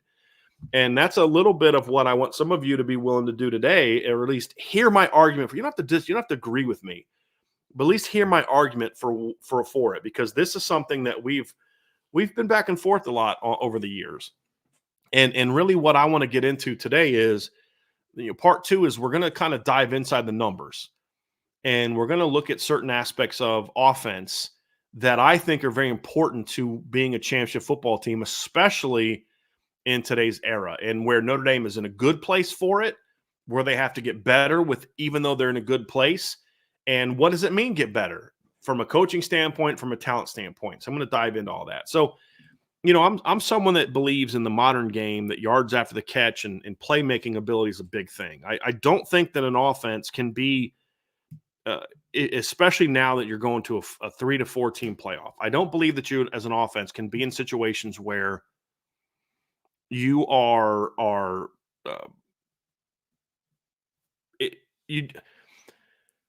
trying to think of the way to say this. It's always been tough to be a team that just plays short, efficient, ground and pound, quick game football and be able to consistently move the ball well enough to have an offense that was capable of building a championship football team. And I think it's especially true in today's era. I mean, even if you think back to the Lou Holtz days, they were a team that was pound it, bomb. Pound it, bomb. And then he would recruit dynamic players. I mean, you had the Tony Rices, you had the Ricky Waters, you had the Rocket Ismails, you had Mike Millers, you had guys that they recruited to be Randy Kinder, that were expected to be those game-changing, big play, fast guys. And so Reggie Brooks was another guy that was a very quick, explosive running back. And so even in the eras where Notre Dame has been a pounded team, they were still a team that valued big playability and dynamic ability. In today's game, I think it's every bit as important, if not more so. And Notre Dame has got to be in a place, to me, where efficiency and explosiveness is the key. And they haven't had that in recent years. And there is no argument that they have lacked that for the most part over the last 15, 20 years. There's been times here and there where the offense showed that. 2015, for example, was certainly a big play offense for Notre Dame. 2017 was a big play offense in the run game. And last year's offense actually had some pretty good numbers when you look at the ability to be explosive, but it wasn't quite good enough. So why? And I'm going to dive a little bit into that today, and I'm going to use some numbers to kind of back up my points that are going to show, number one, Notre Dame is way closer than people think. And this has been my big mantra for years now, is that Notre Dame is a closer football team to taking that step than people think. And that has never been more true than right now, with one exception, and that was 2015. But I would argue that this team has some advantages that team didn't even have, and we'll dive into that. But if they're going to get there, the offense has to take that next step. And the question is, will they? We all know that they have to, but the question is, will they? So I'm going to pull up some numbers here, and we're going to have a conversation about all this. So I was going to turn this into a form and make it all nice, but I was like, you know what? I need this to be as interactive as possible. And so we're gonna dive into this here real quick, and we're gonna look at some rushing numbers, and we're gonna look at some passing numbers that are gonna kind of show where Notre Dame has ranked in recent seasons. And then we're gonna start with the 2017 season. Now, who are the teams I looked at? Why did I pick these teams right here? Well, these are teams that most people consider to be top 10 caliber teams, or teams that have been competitive in recent seasons. So we're talking Alabama, LSU, Georgia, Michigan, Oregon, Penn State, Clemson, Ole Miss, Missouri, Florida State, Ohio State, and Washington. I'm sure there's some teams here and there that people could look to. I completely, to be honest with you, just completely forgot to add Texas because I was going through the different leagues. But I will have some numbers to discuss Texas as we get through this conversation, and I could actually quickly add Texas here, when we got to that point. But I would have to take a little bit of a stopping point here to do that, and I don't want to do that. But so I have the numbers up for Texas, and I'll be able to show where they are in this conversation. So actually, you know what? Let me just add Texas here real quick, and then we'll get going. So can you all hold for just 1 second? Let me go and add Texas, and this will make a lot more sense.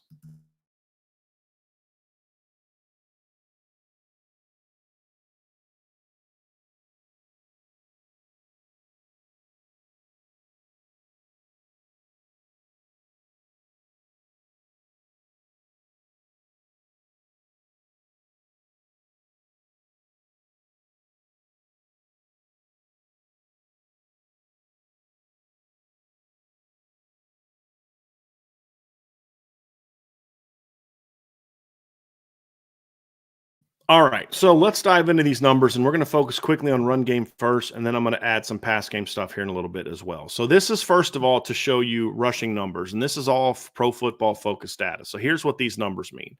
Number one, this right here is rush attempts. That is total rushing yards. This is your total yards per rush attempt. That includes scrambles and sacks and all those type of things. YCO stands for yards after contact. YCO, the A stands for yards per contact per rush. So how many yards per contact are you getting on each particular run? MTF stands for missed tackles forced. And then true yard stands for yards that were gained on designed runs. So it takes out scrambles. So when you look at LSU, you'll see they had 2,785 yards, which was second amongst all teams last year. They had, but they had 2,064 true rush yards. So if you look at where they ranked when it comes to true rush yards, you'll see that LSU drops all the way down to third to last. Why? Because they had a lot of scramble yards last year with Jaden Daniels. So let's look at this and put some context into these numbers. Let's start with rush attempts. Obviously, Notre Dame is in the middle of the pack. Michigan had 100 more rush attempts than Notre Dame last year, partly because they played 2 more games. Actually, it would be, 2 more games than 2 more games than Notre Dame did last year.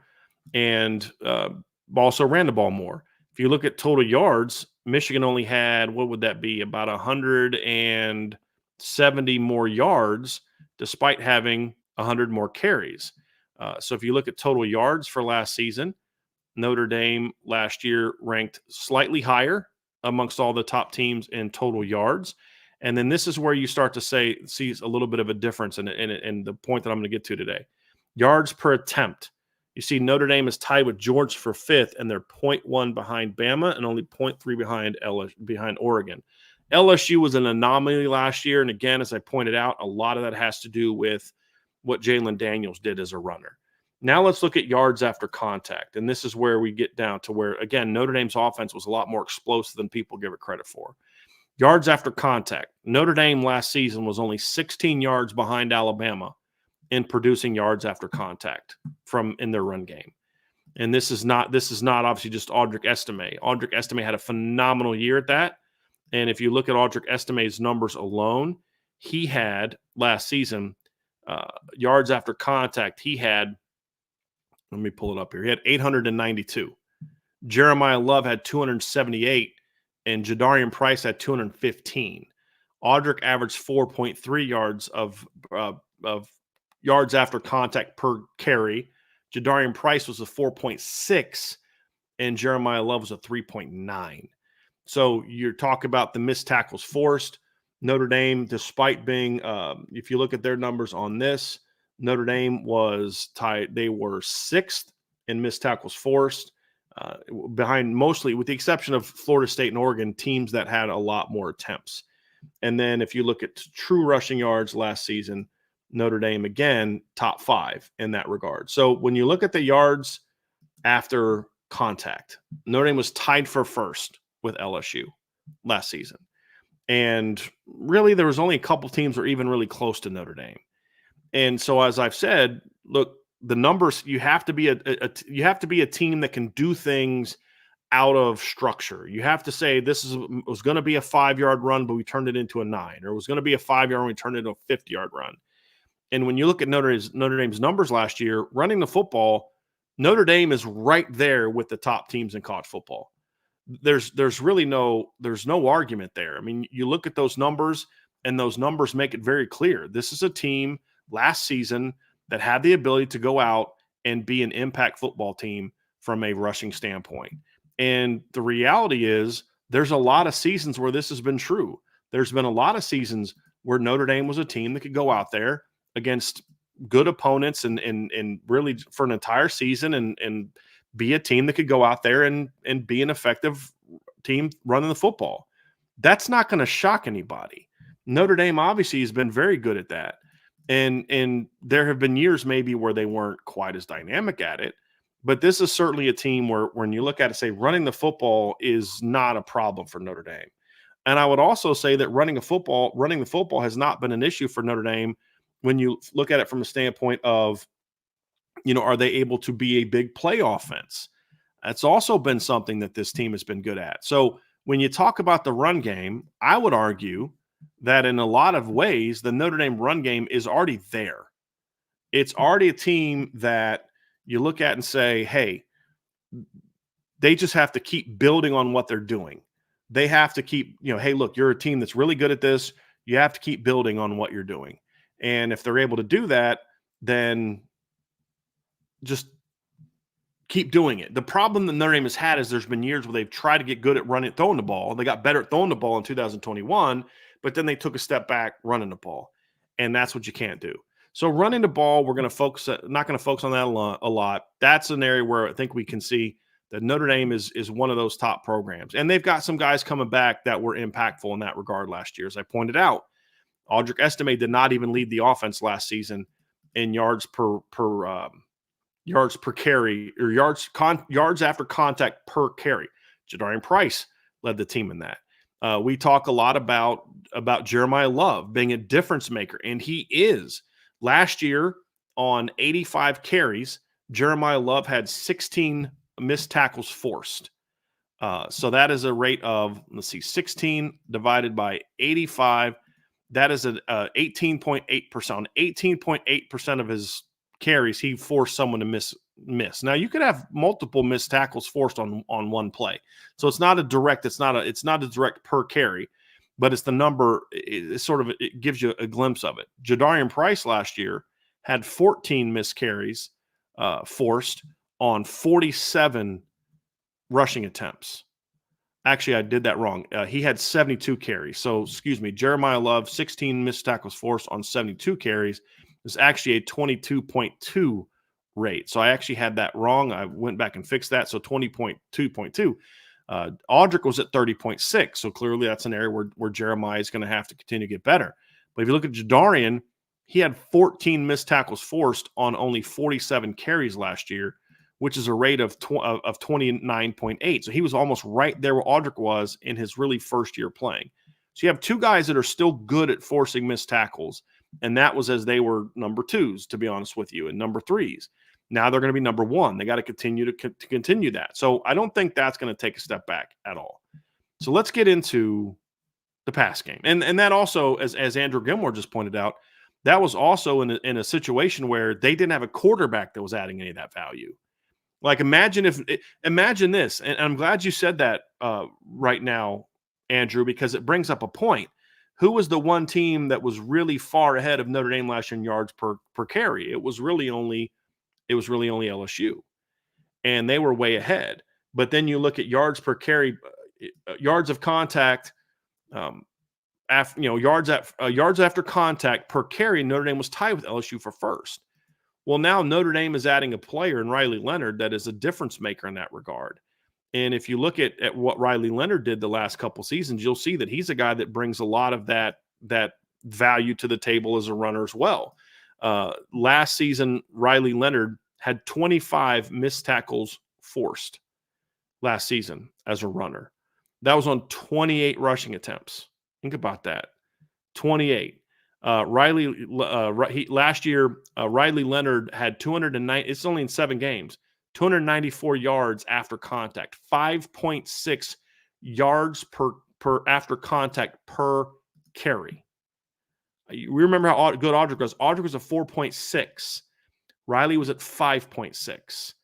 You look at the year before, his first year, he was at 3.2, and he had 20 missed tackles for. So his ability to make plays in the run game and be dynamic was even greater last year than it was the year before he got hurt.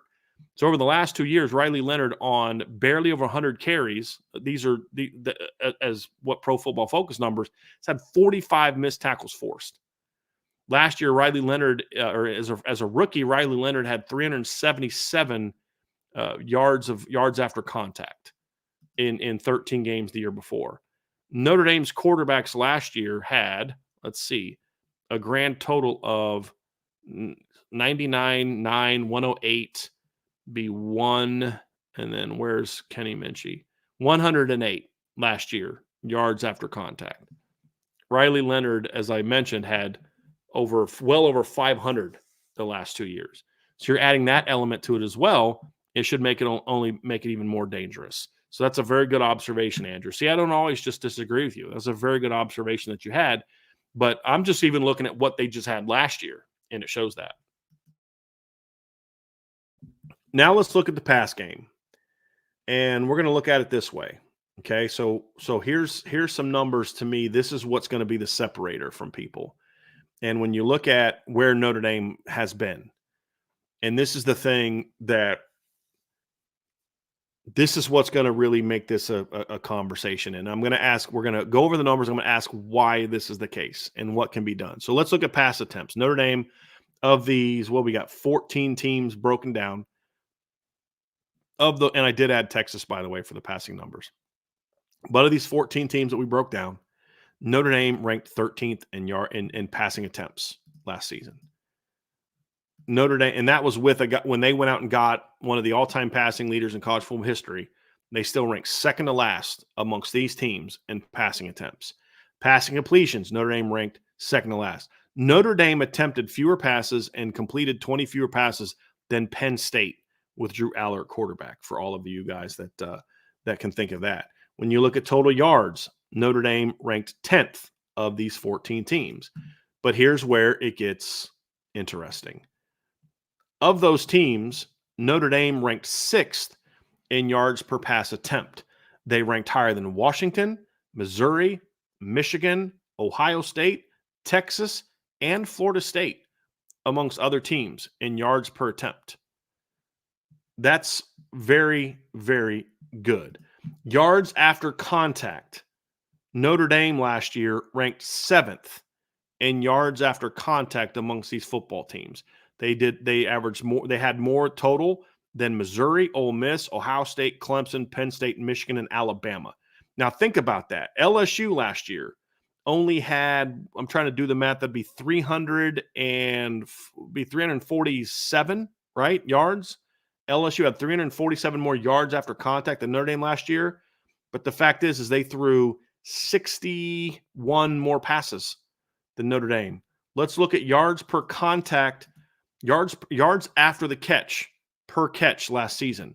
Notre Dame's third behind Oregon and Florida State, more than Texas, more than LSU, more than Georgia, more than Missouri, Ole Miss, Ohio State, Penn State, Washington, Alabama, Clemson, and Michigan. Here's another thing to point out too with the Notre Dame offense last year. Contested catches. Notre Dame's receivers last season ranked 7th on 20, tied for 7th with 25 contested catches. But look at how many contested catches where they had 11. Notre Dame was over 50% last year in contested catches. Florida State was not, Clemson was not, Ohio State was not, Ole Miss was not, Georgia was not, Texas was not, Michigan was right at 50%, Penn State was not, Bama was not, Oregon was not. So here's another thing. Look at this one. This is drops last year from the offense. Notre Dame is second to last year in total drops, and that's actually a good thing. So let's reverse it and look at it from a positive standpoint. Notre Dame was second behind Alabama in drops. Now, you look at Notre Dame barely above Texas. Notre Dame had threw the ball 122 times fewer than Texas. So Texas receivers actually had a better drop rate. But if you look at this, Notre Dame's receivers did not drop the ball a lot. Notre Dame's receivers were very good at creating yards after the catch last season compared to other top teams. And when you look at this right here, so this is basically the top 3 pass catchers. So I'm going to change this a little bit because it says wide receiver 1, wide receiver 2, and wide receiver 3. I'm going with pass catcher because some of these are tight ends. And then I rank them in from first to last. And you look at Florida State last season. Actually, let's look at it this way. Let's go yards. Let's go passing. Let's go yards per contact. We'll sort it this way, and then we'll look at this. So as I said, Notre Dame, somebody just said, man, yeah, Archer said that. I was like, I thought some Notre Dame fan said that. I was like, you're not reading this right. But Archer said that. Yep, you're totally right. So let's look at it this way. So if you look at yards per catch after contact, Notre Dame ranked third, only behind Florida State and Oregon. Now let's look at this and see where everybody had as far as their top pass catcher last year in yards per catch by their top so what this did is this took their top 3 pass catchers and where their top 3 pass catchers ranked in this regard. And so it wasn't pass catcher 1, pass catcher 2 from a total yards, but I put it in order of their top 3 pass catchers, what was their yards per catch average? And when you look at this one, you look and say PC1, and let's rank them. Who of the top 3, the teams that we're talking about, who amongst their top 3 receivers had the best yards per catch average? It's Notre Dame at 8.9. Notre Dame's top player in yards after the catch was Chris Tyree, who all these Notre Dame fans didn't want to come back last year. And what did I say? Chris Tyree should have not only been a bigger part, he should have been a bigger part of the offense. Look at that. So was the problem that Notre Dame didn't have any difference makers last year, or is the problem that their difference maker only got targeted in the 30s last season? Right? Again, this is going to be part of the problem. Notre Dame, number 1. No other team had a top 3 receiver for that team amongst this group of what we would consider the top teams, top title contenders, right? None of those teams had a pass catcher that averaged more yards after contact per target than Chris Tyree did last year. Georgia was number 2. Let's look at the number 2 pass catcher for these teams. And for Notre Dame last year, this was Rico Flores, who was number 2. Texas is the only team that was ahead of them with 7.6. So they had the number 1. Their number 1 was number 1 amongst that group. Their number 2 was number 2. But let's look at this. Number 2, Rico Flores, 7.4. That would have ranked ahead of, LSU's number 1, Ohio State's number 1, Ole Miss's number 1s, Washington's number 1s, Clemson, Michigan, and Alabama's number 1. Now let's look at number 3. And for Notre Dame, this was a tight end. This was Mitchell Evans at 5.9, and Notre Dame ranks 6th there, behind Oregon, Georgia, Ole Miss, Washington, and Ohio State. And not that far there either. So why am I showing you all this? Well, you got to be able to make plays after contact, right? Well, here's the reality. So you look at total yards and you realize, well, Notre Dame's way behind these teams. But then you look at the per play average and you're saying, well, Notre Dame had some difference makers last year. And then you look at the Notre Dame offense last season, and there's other things there's other metrics that you can look at last season and talk about what kind of impact that Notre Dame's offense had last year and how explosive was the Notre Dame offense last year. And as I've pointed out before, last year, Notre Dame ranked 17th in college football last season in yards of 20, gains of 20 yards or more. They were tied for 17th. And if you look at just the Power 5 teams, you have to take out Liberty, you have to take out North Texas, you have to take out SMU, App State. So that would bump them up to 13th amongst Power 5 teams last season, right? So I mean, Notre Dame was a team that could generate big plays. Last year, they were 29th in plays of 30 yards or more last season. They were 22nd in gains of 40 yards or more last season. And so when you look at Notre Dame's offense last season, they were 15th in plays of 70 yards or more last season.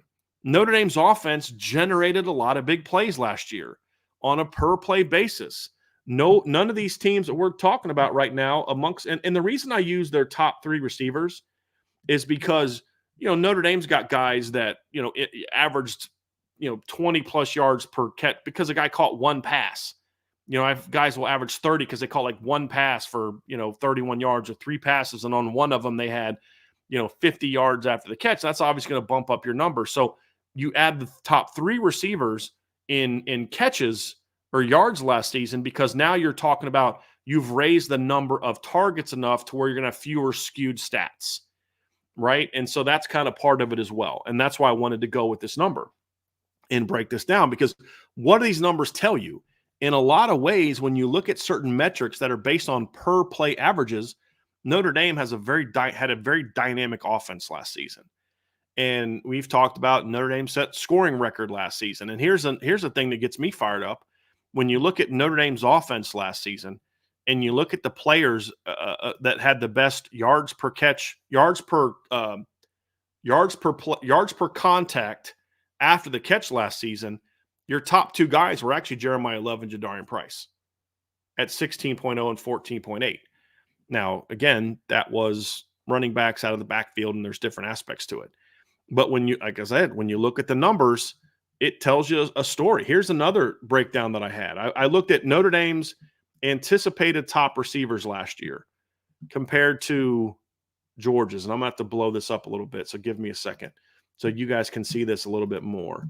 So this will stand out a little bit. So if you're listening via podcast platform, you're going to, to a degree, some of this you're going to want to kind of check this video out, or at least, go on the board and look at this. So this will give you guys a better glimpse of this.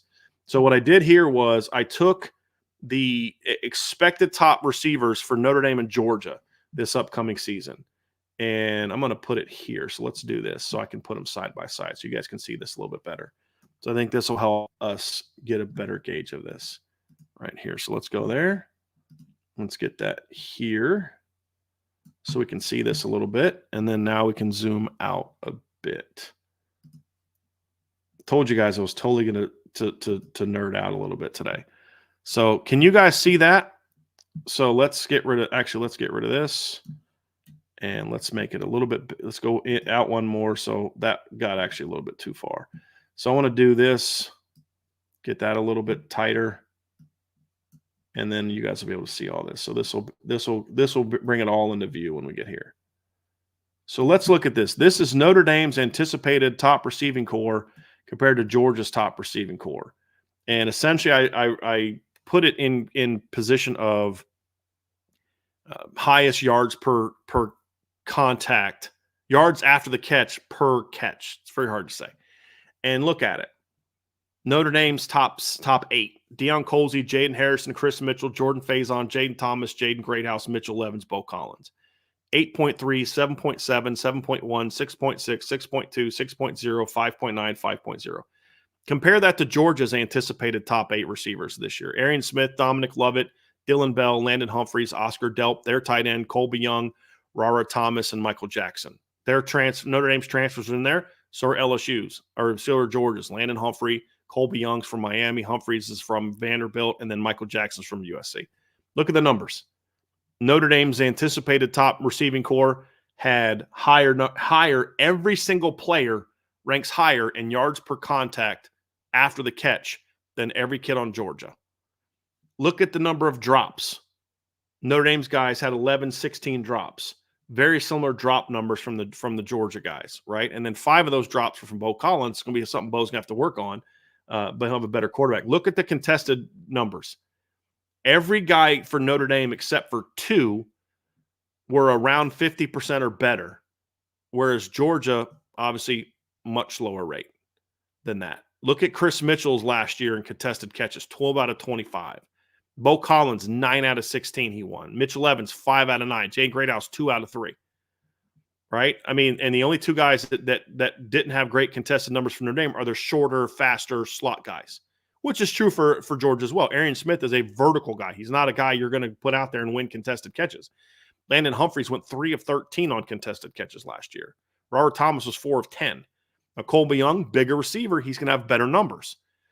So when you look at it, I keep asking myself, we keep talking about the Notre Dame receivers and what they need to do, and they're not good enough here and they're not good enough there. And this has been something that I've pushed back on with people for a long time.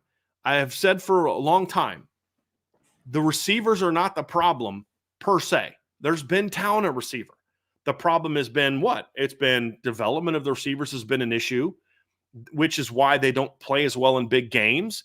Because in the big games, you can't just have talent. You also have to know how to play.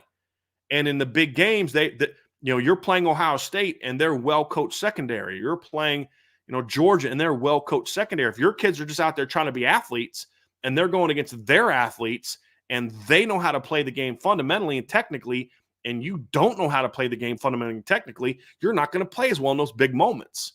That's the reality of it. And so development is an issue, but talent has not been the issue that people think that it is. It just hasn't. And I think a lot of these numbers show that. So what have the issues been? Quarterback play has been part of it. That there's no doubt. I don't know that it was as big of a problem last year as some people make it out to be. I think a lot of the problem, to be honest with you, has been coaching. I think that's been a big part of the problem is coaching. You've had a coaching staff for years that was so afraid of having mistakes made that they weren't willing to battle. Notre Dame's players last year had a very good contested catch rate.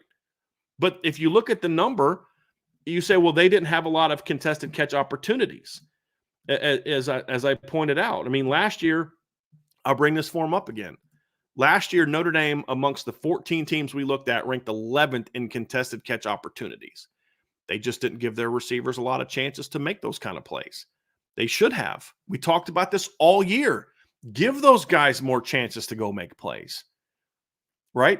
Hey, maybe he dropped this one. Go back to him. Give him another chance to make that play. Because as their receivers showed last year, they had kids that could make plays. You look at the kids that are coming in. They had kids that could go make plays.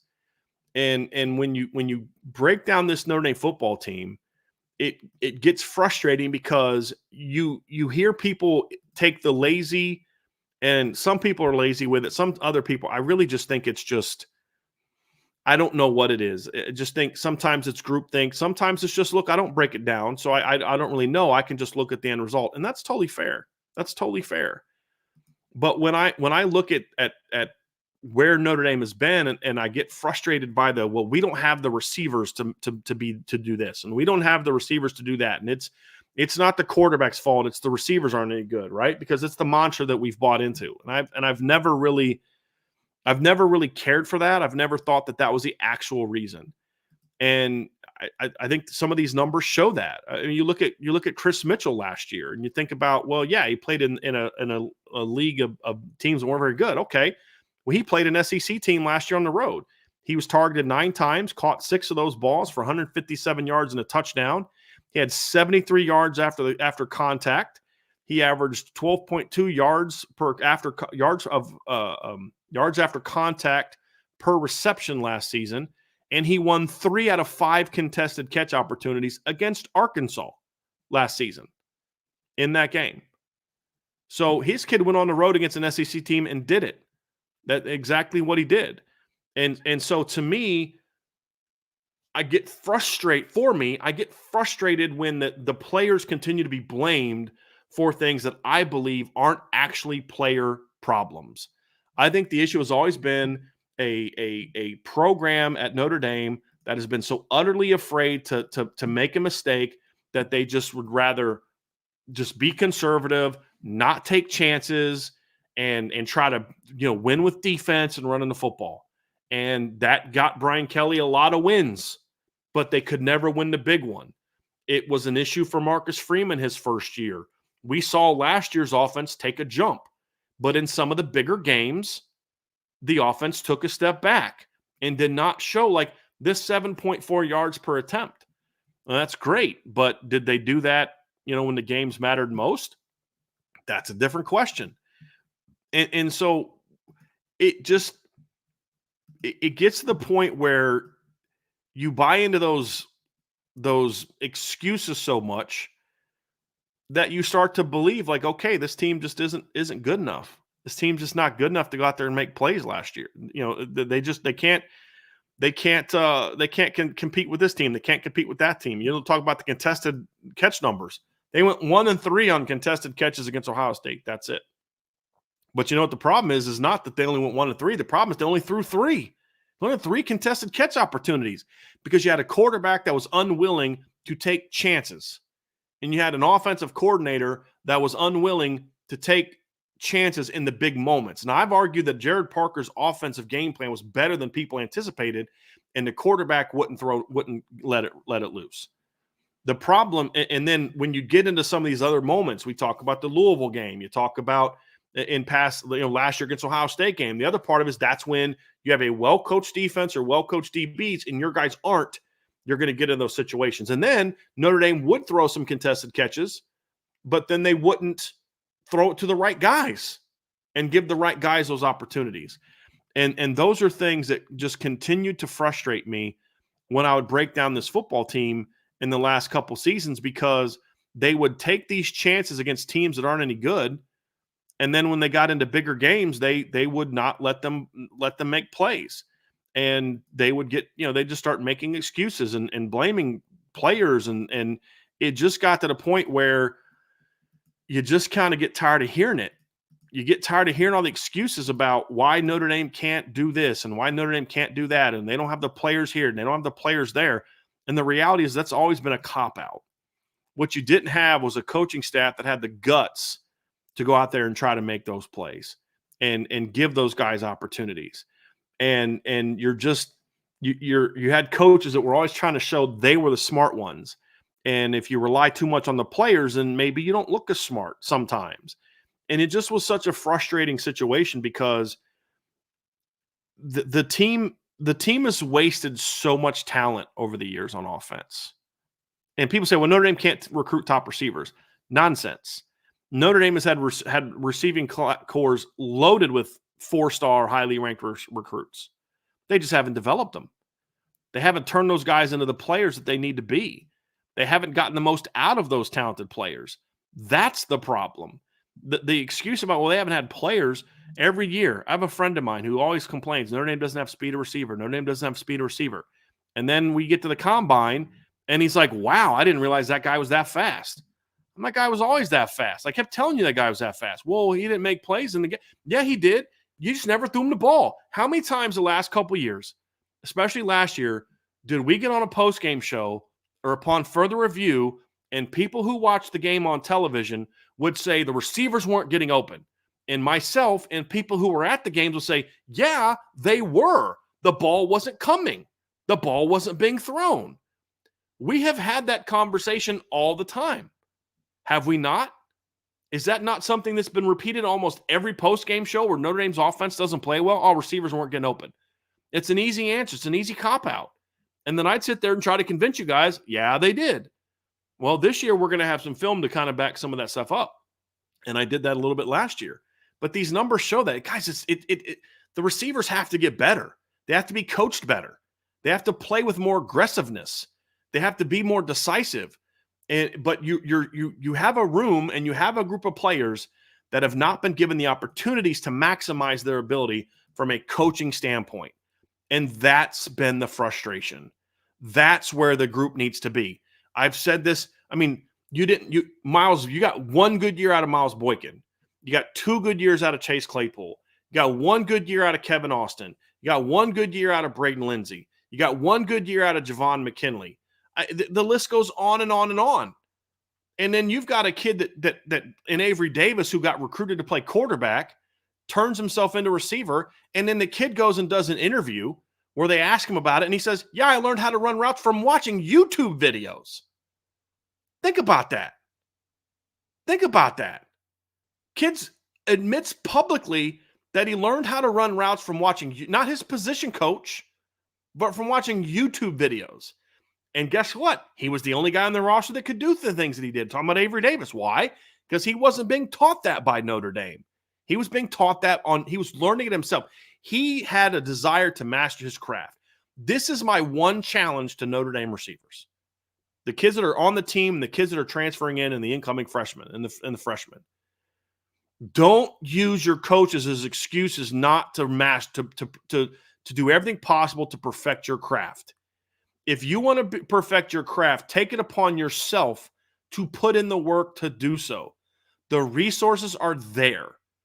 And one of my issues with Notre Dame players has been in the past, there aren't enough guys who really cared about mastering their craft. They were going to do what was asked of them and then rely on their talent.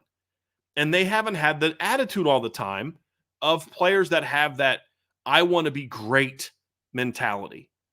And until they get more of those guys, it's going to be an issue. Now, I think they have some guys like that on this team, But now they need – I think Jaden Greathouse is that kind of guy. I think Chris Mitchell is a little bit of that kind of guy. I think Bo Collins has a little bit of that in him, which is why he came to Notre Dame. I think Jordan Faison has some of that in him. Guys that are supremely confident. But now you guys need to take the put it on yourselves to go out there and master your craft. That's on them. That's not on the coaches. That's on them. The coaches, even if the coaches aren't doing the job, go out and put in the work. Get your quarterback. Work with people who know. Find people over the summer that do those things. Work with them. That's on you. Now, let's get to some positives, because part of the reason I'm so excited about this football team is because while I believe Marcus Freeman fell into that trap his first couple years, to a degree, it's somewhat understandable. In 2022, you were not going to be throwing the ball all over the field when you lost Tyler Buchner, quarterback. You weren't. That team was just ground and pound, play great defense, and try to win as many games as we can because of the quarterback room that Marcus Freeman inherited from Brian Kelly. When you got Tyler Buchner back in the bowl game, we saw what happened. We saw a far more aggressive offense. We saw Notre Dame be aggressive. We saw them push the ball down the field. We saw them throw the deep ball. We saw them take more chances in that game because they had their starting quarterback back. And then last year we saw it early, where early in the season they were doing a lot of the things that we would want them to do. And then they'd get into some of the bigger games, and then they would kind of go away. I think that's part coaching. I think that's part quarterback, if I'm being completely honest with you. And that's obviously something that's going to have to get fixed. That's something that's going to have to improve, is the mindset. So what does Marcus Freeman do? He's not happy about blowing out teams that stink. So what does he do? He goes out and says, hey, we're going to go out and get one of the best offensive coordinators in the game. That's what we're going to do. And he did that. And he went out and got Marcus Freeman. He went out and got Mike Denbrock. There was a tweet out there today. I don't know how accurate this is, but Pro Football Focus put a tweet out today that said that it ranked the top coordinators in college football by salary. Who are the highest paid offensive coordinators in college football? And guess who was at the top of that list? Mike Denbrock.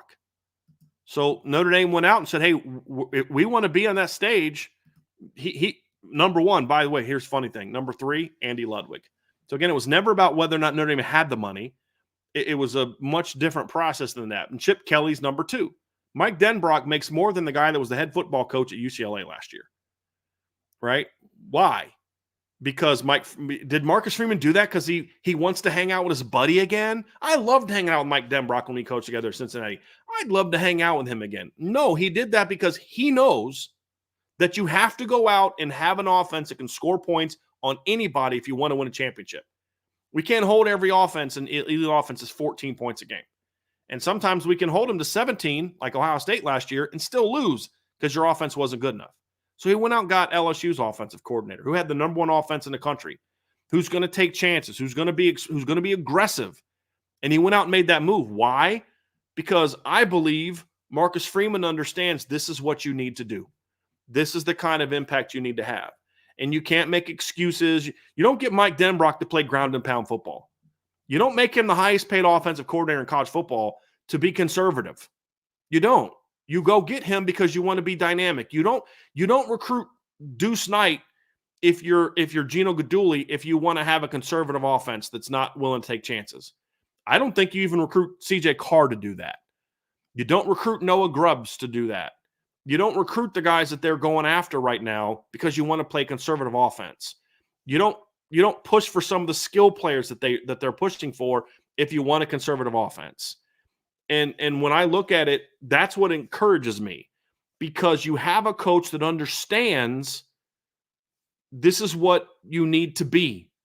We can't just take chances in the big games and then not take chances against the best teams on the schedule. You can't do that because you're going to lose. You have to be willing to be aggressive in those bigger moments. And we've seen that from Mike Denbrock over the years at Notre Dame and then also at LSU. We've seen him be that type of coach. We've seen him be willing to take some shots and some chances against Alabama and some of the better teams in the schedule. We've seen him do that. Look at 2 years ago. LSU's receivers caught 4 of 6 contested catches in that game against Alabama, in that upset win over Alabama. Right? They took some chance. They did. Alabama in that same game was 0-3 on contested catches. So you have a football coach that understands if we want to compete for championships, we have to go out and be aggressive. We have to be one to, it doesn't mean be undisciplined or not be smart and all those type of things, but you have to be aggressive. And if Notre Dame's going to get to that point, they have to be willing to take the same attitude into the big games. And this is what it comes down to. Far too often in past years, and as much as I like Jared Parker, this was my biggest beef with him. No, you would have this game plan against this team that's not very good and to be aggressive and taking shots. And then you go to Ohio State and you'd kind of pucker up a little bit. You'd go play Louisville and you'd pucker up a little bit. You'd play Clemson and you'd pucker up a little bit. And when you pucker up as a coordinator, your quarterback's going to pucker up and he's not going to be as aggressive.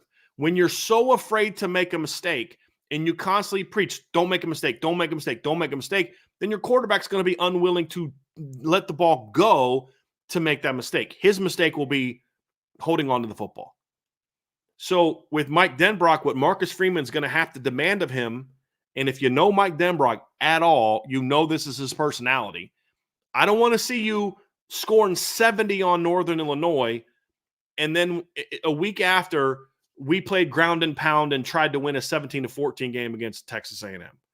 I don't want to see you lighting the world on fire when we play Navy, and then when we go play Florida State the week before, we're afraid to take those same chances. You need to have the same demeanor in every game, because here's the thing, folks. When the coordinator and the coaches change their demeanor and become more tight going into the big games, the players will become more tight. Malik has talked about this. He's had former players from the team talk about this back in 2017. He had, I think it was, I forget who they had on. Sean and Malik had him on. And he said, man, the week of preparation for Miami, and I've been told this by assistant coaches, I've been told this by players, man, it was such a stressful environment that whole week. The way Kelly was, the way some of the coaches were, they were just so tightly wound.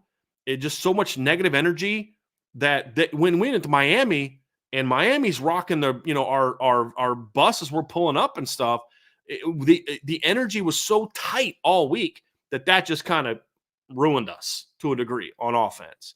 You can't have that. You can't have that. You have to have that.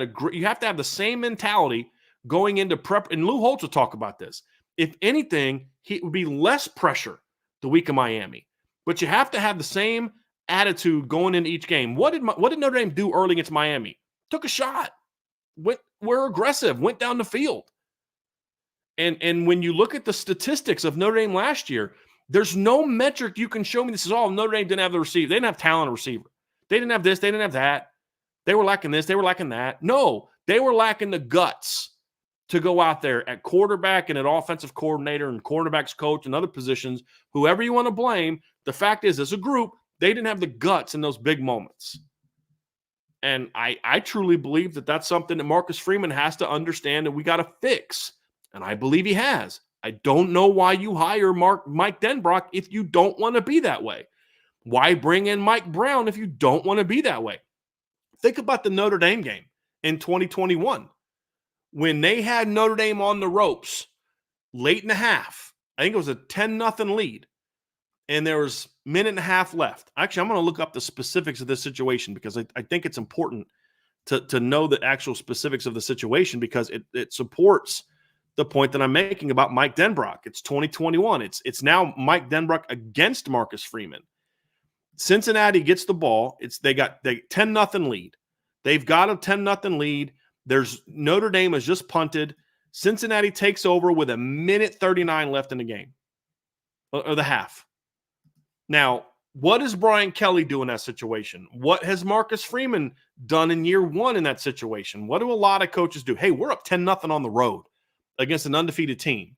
We're not going to make a mistake that gives them a chance to maybe get in this game. We're taking over our own 20-yard line, so we're not going to take that chance. What does Mike Denbrock do? Scramble, drop back pass, scramble for 4. Next play, hurry up, seam route, right up the seam, big play. Next play, 20-something yard gain, him up the sideline, come right back. we're going to have our 5'11" slot receiver run a corner route on their All-American because of the matchup we like. For those of you who are on the message board, this is the sequence that I broke down on that first film video that's at Irish Breakdown. This is the first sequence I broke down of Mike Denbrock takes that first shot. They run another play where they threw the ball to Alec Pierce.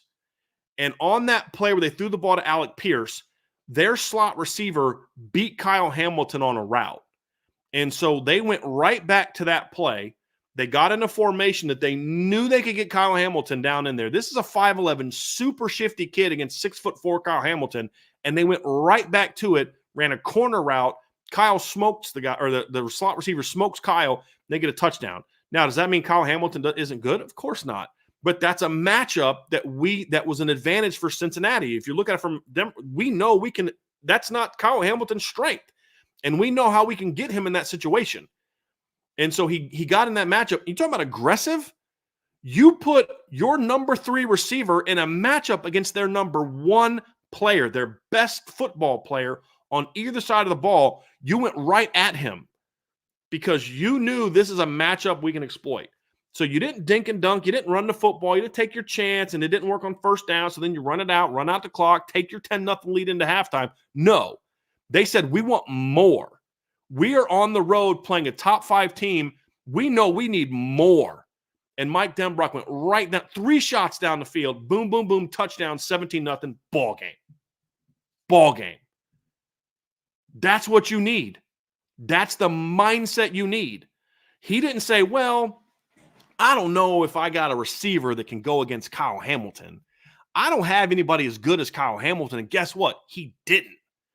I don't know if I got anybody can go against that. I don't know if we can block. My offensive tackles aren't as good as Isaiah Foskey. You know what? Let's just run the ball and we'll get out of this thing. Maybe pick up a first down so they can use all their timeouts. And we're going to get out of this half. We're going to get up 10-0. We're not going to give them a chance to get play. No, and do that. Then do that. So we're going right down the field. We're going to get another one. And we're going to go at your best player. We're going to go right at your best player. And then also we're going to get some matchup advantages that we like. They ran like a post-snap switch where they got J.D. Bertrand up the seam, and we know that's not a strength of J.D. It was great coaching, but it was aggressive coaching.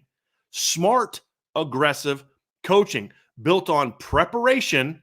We knew that we were going to get them in this matchup in 2 minutes. We knew in this trips 3-by-1 formation that we're going to get Kyle Hamilton down in the slot with a single high. We knew that, so we're prepared for that. So when it comes, we're rolling. And Cincinnati knew exactly what they were doing. The players knew exactly what they were doing because they had prepared for it. That's because they went into that game knowing that they could battle Notre Dame and beat Notre Dame. They weren't tight. They weren't tense. They went right at Notre Dame. That's the mindset you need. And if Marcus Freeman can have that mindset as a head coach and allow his coaches to be that way, then the sky's the limit for him. And we don't know that he's going to have that mindset. We don't know if he's going to pucker up in big games or not when it comes to the offense. He doesn't on the D. He lets the defense go. I mean, he lets Al Gold go. We don't know that because we haven't seen it yet. But I go back to this. You look at the way Coach Freeman acted late in the year, where he was pissed no matter how bad they were blowing teams out. He was pissed. You look at the moves he's made this offseason, firing his receivers coach, hiring Mike Bryan, and you knew exactly – I remember when he got rid of him, and I'm trying to do research, and there's only one name that I kept hearing about that, and it was like, well, he knew who he wanted, and we knew who his number 1 candidate was going into this. We knew who his number 1 candidate was, and it was Mike Denbrock, and that's who he wanted. Didn't look like he was going to get him early on, but wanted him later on. But look at who else he was going after. He was going after Kirby Moore, who had a Missouri offense that was pretty darn good. And a lot of statistics that we just looked at had a very dynamic offense as well.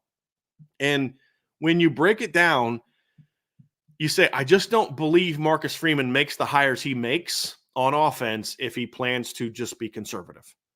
If he plans to just say, well, we go into these games, we just need to ground and pound and win 17-14. That's where I get excited. Because if you looked at this team the way that I do, which is the talent excuses at most positions have been bullcrap for a long time, except one, quarterback. This team has talent. They've had talent. They had talent last year.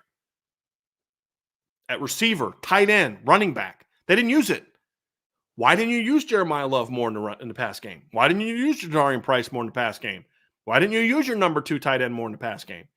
Why did you wait till Mitchell Evans was hurt before you started throwing the football to Eli Raridan? Why? Why didn't you do more with Chris Tyree in the pass game? Why didn't you do more to get him the football in space? Because the numbers that I just showed you all says that when Chris Tyree actually got the ball, he did stuff with it. He made plays with it. And so these numbers backed up what I felt for a while, and I honestly did not expect them to. If I'm being completely honest with you, I did not expect them to. So I was going to dive into these numbers and have to kind of rethink some things and figure some stuff out and see where we go from here. But that's not what happened. It confirmed it. I said, okay, the film tells me this, my gut tells me this, and now the numbers tell me this. So now it's up to you. Get the quarterbacks in place, and they've done that, right? You got Riley Leonard to come in. After that, you've got Kenny Minchie. You've got C.J. Carr. You've got Deuce Knight. You're trying to finish this class off with a Noah Grubbs or a Brady Hart in 2026. Quarterback talent's no longer an excuse. That's out the window. Gone. Bye-bye. There's no more Tyler Buckner, Drew Pine, situations where if Tyler gets hurt, you're turned into a nice, solid, good kid in Drew Pine. No. You're now, okay, we're going to battle. If this guy can't get it done, then this dude's going to go get it done. We can talk about the 2025 receiver class, and that's a fair conversation. I want to see how it finishes first. But look, guys, you just landed 2 dynamic players in Cam Williams and Micah Gilbert and a pretty good third guy in Logan Saldate. Your 2023 class still has Jaden Greathouse, still has Jordan Faison, still has KK Smith. There's dudes. You have talent at tight end. You have dynamic running backs. There's no more excuses. And that's something that can kind of get you mad. But to me, it gets me fired up. Because I think Notre Dame finally is in a situation where they have a coach who understands we've got to be aggressive. Go back and watch Notre Dame in 2015 against Clemson. They were aggressive. It didn't always execute very well, but they were aggressive. They went into that game saying, hey, we're not going to take a back seat to this team. We're going to come out and take our shots. Go look at them against Stanford in 2015 with Mike Denbrock as the OC. They took their chances. They took their shots. They were aggressive. They did the same thing against Ohio State. They got outmanned and outclassed at times from a personnel standpoint. And I think there were some things from a head coaching standpoint that were mistakes, and the defense created some problems. But Mike Denbrock was aggressive. He was going to go at you. And now you're bringing that back with a much better defense, with much better all-around coaching, and a more talented roster top to bottom than what you had back then. And that's what has me excited, because y'all are seeing the data that shows you what I was talking to you about. The receivers were a lot better than people thought they were last year. The talented receiver coming in is a lot better. We can point to the receivers and use them as an excuse for why they're not good enough. And at times they weren't good enough. That's also a fact. They didn't come down with certain balls at certain times, so they needed to come down with. That's a fact. I'm not going to argue that point. But by and large, the receivers were not the problem. I had the same debate with people in 2022. Notre Dame's receivers can't get open down the field. Yeah, they can. They just don't get the ball thrown to them. Then you go into the bowl game against South Carolina, and lo and behold, they start throwing the ball down the field, and miraculously, the receivers are somehow now able to get open down the field. No, honestly, I think, guys, this has been happening all year.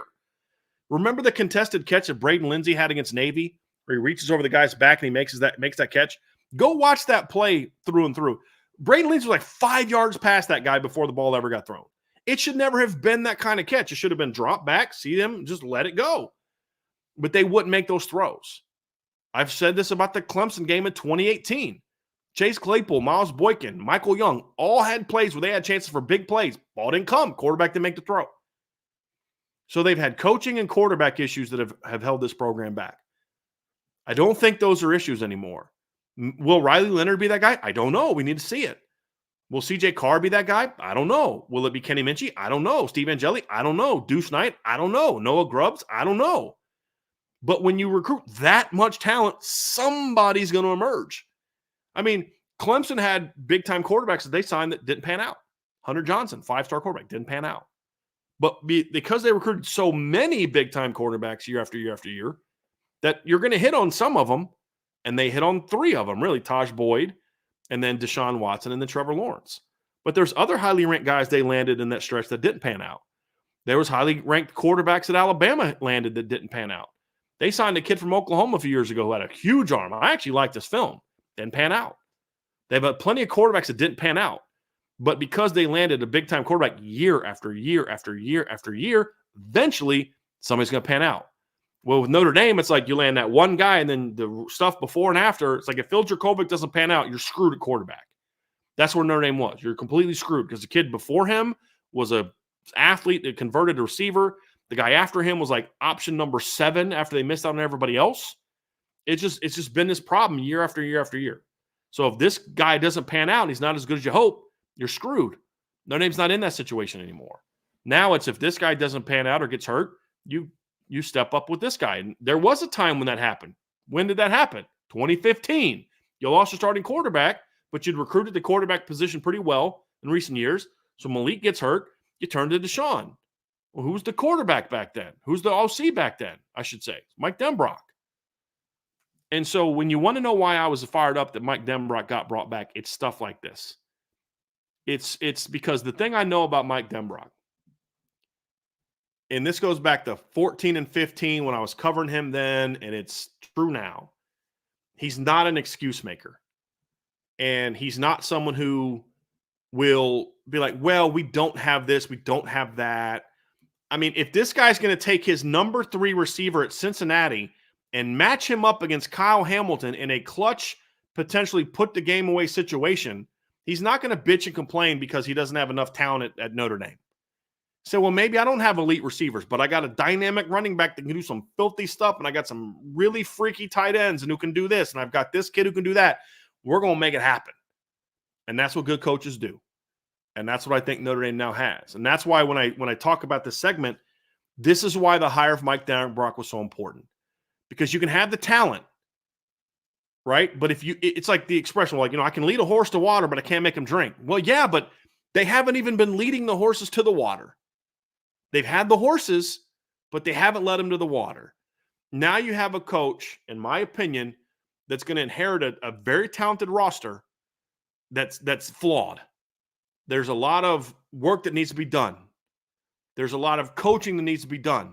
He's now surrounded by a coaching staff that he trusts. Gino Guidugli, he trusts. Mike Brown, he trusts. Dylan McCullough, he trusts. Joe Rudolph, he trusts. Right? Marcus Freeman trusts all of them. Right? So now it's, okay, no more excuses. No more copping out. Again, look at the numbers I pulled up earlier. Think about all the issues we had last year complaining about the offensive line, and rightfully so. But look at the numbers of all the top teams in college football last year. They were right there near the top. Look at the yards after contact. Oh, Notre Dame can't recruit, top running backs. You know what I mean? Like, yeah, look at that. Look at that. Yes, they can. Talent hasn't been a problem at Notre Dame on offense for a long time. Coaching has been a problem. Quarterback's been a problem. And quarterback wasn't even always a talent issue. It was a development issue. And in some instances, bad luck, right? They call it some bad luck with Tyler Buchner.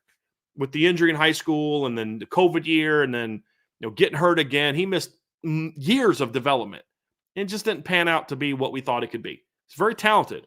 And in some of the instances where we saw him, he flashed, right? The last game he started at Notre Dame was really impressive. It was really good. Not perfect. We saw with the picks. He's pretty darn good. But now you're getting that kind of on an annual basis. And you're now being led by a program that says, hey, we want to get here. You're being led by a head coach who doesn't make excuses. I just had a show on this last week. Marcus Freeman doesn't make excuses. Mike Denbrock doesn't make excuses. Al Golden doesn't make excuses. This is what we have. Let's go be the best we can be with this group. And then let the chips fall where they may. And if it's not good enough, we'll recruit even better next year. That's where they're at. But this is why I say I'm excited about this team, why I think this team should be a top 5 caliber team this year, why this team should be a team that can go out there and make a run. Because you have talent, you have depth, you have big-time players. I mean, you have receivers that have a chance to be studs, you have running backs that have a chance to be studs, you have tight ends that have a chance to be studs, quarterbacks that have a chance to be studs, and offensive linemen that have a chance to be studs. And I'm talking about 3-star kids that you hope pan out and that you think are going to be that. No, big-time recruits. Bo Collins, big-time recruit. Jaden Greathouse, big-time recruit. Cam Williams, big-time recruit. Micah Gilbert, your top 150, 200 recruit. Dayon Colsey, top recruit. Jaden Thomas, 4-star recruit. You got plenty of talent. Tight end, same thing. I mean, the lowest ranked recruit you have at tight end is Mitchell Evans. That's your lowest ranked recruit at tight end was Mitchell Evans. Running back, Jeremiah Love, top 100 player. Jadarian Price, I thought he's a top 100 player. The other people didn't rank him as high, but he's showing to have that kind of ability. You have a 5-star kid at left tackle. You have a top 100 kid at right tackle. You have a top 100 kid at right guard. You have a very talented kid who was a 3-star at center that we're looking back now saying probably shouldn't have been a 3-star, right? These are talented players. This isn't like, well, you know, I hope that this mediocre kid that runs a 4.7 can become a good enough route runner to be good. No, you've got talent. Develop it, coach it, enhance it. Lead the horses to water, right? And then let them drink. And this team has got a chance to do that. So I'm excited about it. I'm also frustrated by what they've had in the past. I think you guys can tell that. And it kind of comes out. But I really meant for this to be an encouraging thing, an exciting thing. I mean, you guys, when you look at the numbers that I showed earlier, that data says, you know what, maybe they are better than we thought they were. Now maybe they can just do this in some of the bigger games, might be in good shape. Right? Not just do it against the 9 teams that you blew out, but what about some of these other teams? Maybe be a little bit better in those situations. And I think that they will be. And that's where I'm encouraged. And that's why I'm excited, because I have felt for several years the talent is better than people think it is. I felt that for a while. And now I think we have a chance to see if I'm right or not. And it's going to be a fun ride. I think it's going to be a fun ride. I'm hoping it's going to be a fun ride. But it's not just wishing upon a star. Like, gee, I hope I really am confident that I am, because you guys see the film, you see the highlights, you see the stats, you see it all. It just finally has to get put together, right? And coordinators can have a huge impact. Let me look at LSU. 2018, with the same exact players they had in 2019, they're a very mediocre offense. And let's look at the numbers. With Joe Burrow at quarterback, with Ja'Marr Chase at wide receiver, Justin Jefferson at wide receiver, right? Leading receivers in 2018, you have Justin Jefferson's your leading receiver. You have Stephen Sullivan, Ja'Marr Chase, Derek Dillon, Foster Moreau, Terrace Marshall Jr., Clyde Edwards-Helaire. Your leading rusher, Nick Brissett, had 1,000 yards. You had Clyde Edwards-Helaire, first-round draft pick on your football team. You have Joe Burrow as your starting quarterback. That team that year averaged 32.4 points per game, 402.1 yards per game, and 5.0 yards per play. That team falters.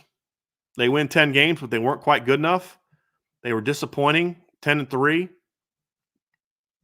Didn't score a single point against Alabama, got beat 29-0. So what do? They go out and make coaching changes. They bring in a coaching staff that is more aggressive, and that same group of players, same exact group of players. They didn't get a bunch of transfers in that year. Same group of players the next year goes out and averages 48.4 points per game, 568.4 yards per game, and 7.9 yards per play with the same exact players. Don't tell me coaching doesn't matter. It's the Jimmies and the Joes, not the X's and O's. And I've always said that's the dumbest sports thing that I've ever heard, because it's both. If you have the Jimmies and the Joes, but not the X's and O's, you're going to suck. Look at USC. In a lot of years under Clay, they weren't lacking talent. Look at Tennessee. For years, they were recruiting top 5 classes and couldn't do anything. It's yes, you need Jimmies and Joes, but there's a lot of teams that had good Jimmies and Joes that were great teams. Why? Because they were coached well. And when you get that mesh of both, you can be elite. Clemson under Dabo from like 13 to 20 had both. Great coaching, great talent, 2 titles, 2 national runners-up, and another trip to the college football, 2 other trips to the college football playoff, because it matched. Nick Saban did not win at Alabama the way he did because he just had the best players on the planet. He did, but there were years that he didn't have the best team on the field. There were years where he won titles in 2017. They did not have the best roster in college football. They didn't. I would argue they weren't even top 2, but they won a title. Why? Jimmies and Joes plus X's and O's, plus development, plus fundamentals. You need both. And there's been too many years where Notre Dame had the Jimmies and the Joes. I mean, think about it.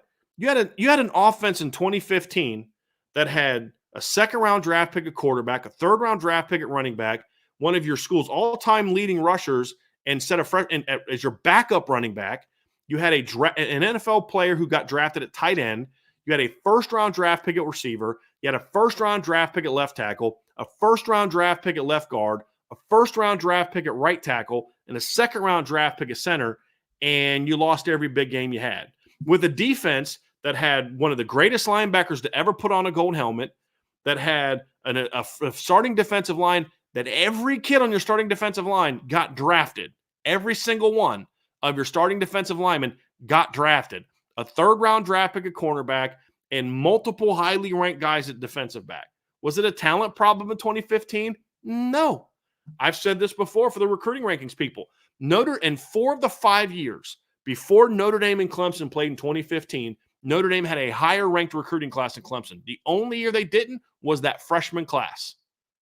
In 4 of the 5 years, Notre Dame had a higher ranked class. If you look at the 2015 Clemson Notre Dame game, and you look at the players that played in that game, that were on those teams that played, not backups of freshmen that eventually became high picks, guys that played in that game, Notre Dame had more guys drafted in the first 3 rounds than 2015 Clemson.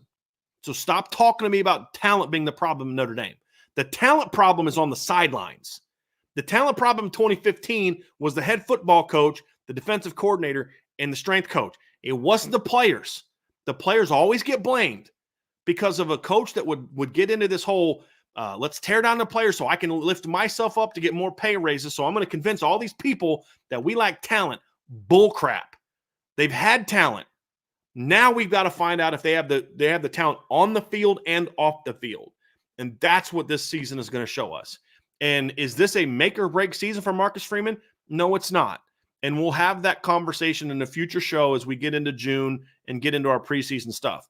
But is this a year where we're going to really learn a lot about Marcus Freeman, and where if he has the chops to eventually win a title, we're going to see glimpses of it, or lots of glimpses of it this year?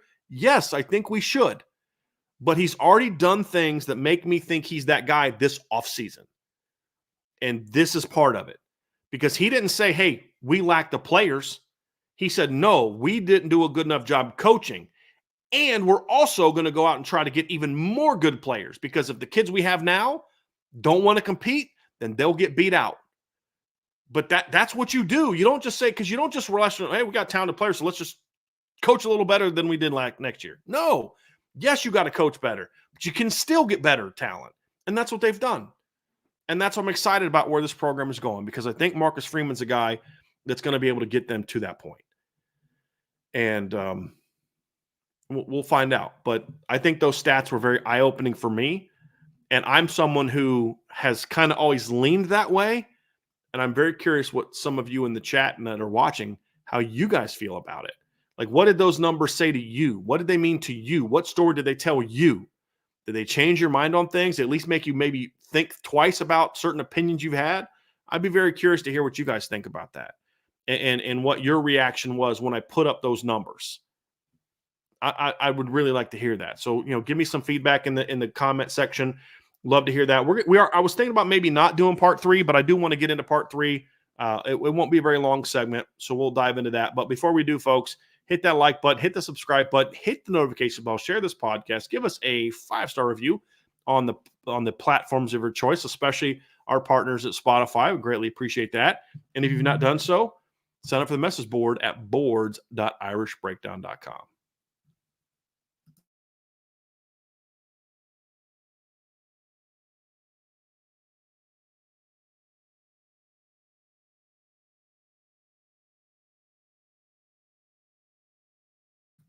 All right, let's get into part 3 of today's show. And we're going to wrap things up with just a couple topics that I want to get into. First of all, there's some rankings released yesterday. And we're going to get into those. And we're going to talk about where the Notre Dame players were. And I'm just going to do a little bit of a rant. So I'm going to be a little fired up today about this one. But there was a new rankings from our guys, our people, the people we love so much at 247 Sports.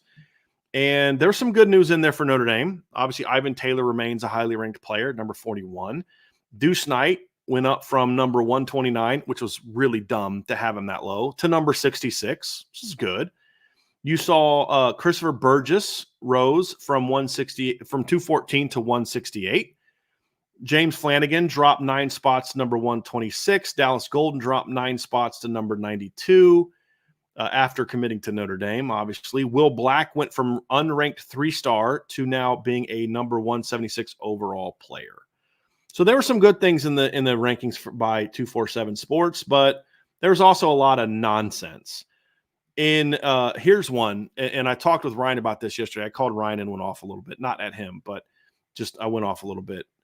So it's kind of like they'll rank certain guys a certain way, but it's like, okay, well, we put this guy up, but we got to drop somebody. It seems like kind of some of the things that they're doing. And the guy that they jumped up is a guy that right now is ranked high by On3 Sports. And I'm going to talk about that in a second. But they took Anthony Sacca, who was previously a borderline top 100 player. Actually, let's pull this up and look at what Anthony Sacca's ranking was with 247 Sports at one point in time. I know he was in the top 200 2 ranking cycles ago, and he was they don't even have that option anymore. So he was when in last July, Anthony Sacca was the number 186 player in the country. When they had their rankings in March, 2 months ago, he was the number 231 player in the country. Somehow, despite playing no football, despite being at no camps, despite having any new film that has shown up, the only circumstance changed is he's committed to Notre Dame. Anthony Sacca not only fell out of the top 247, he dropped to a 3-star. 3-star. Which is just dumb. Because like my thing is, okay, you can think he's a 3-star. That's fine. But please explain to me what changed from when you had him as a top 247 player 2 months ago to where now he's a 3-star. What film did you see? And if you saw new film, then why the heck did you not have that film and watch that film before 2 months ago? So when they want to bitch and complain about, oh, you know, we don't, every fan base thinks we're biased. Well, in some ways you are. And either that, it's one of two things. Either you're biased towards Notre Dame, and I don't think they all are. I've argued that I don't think On3 is an anti-Notre Dame bias.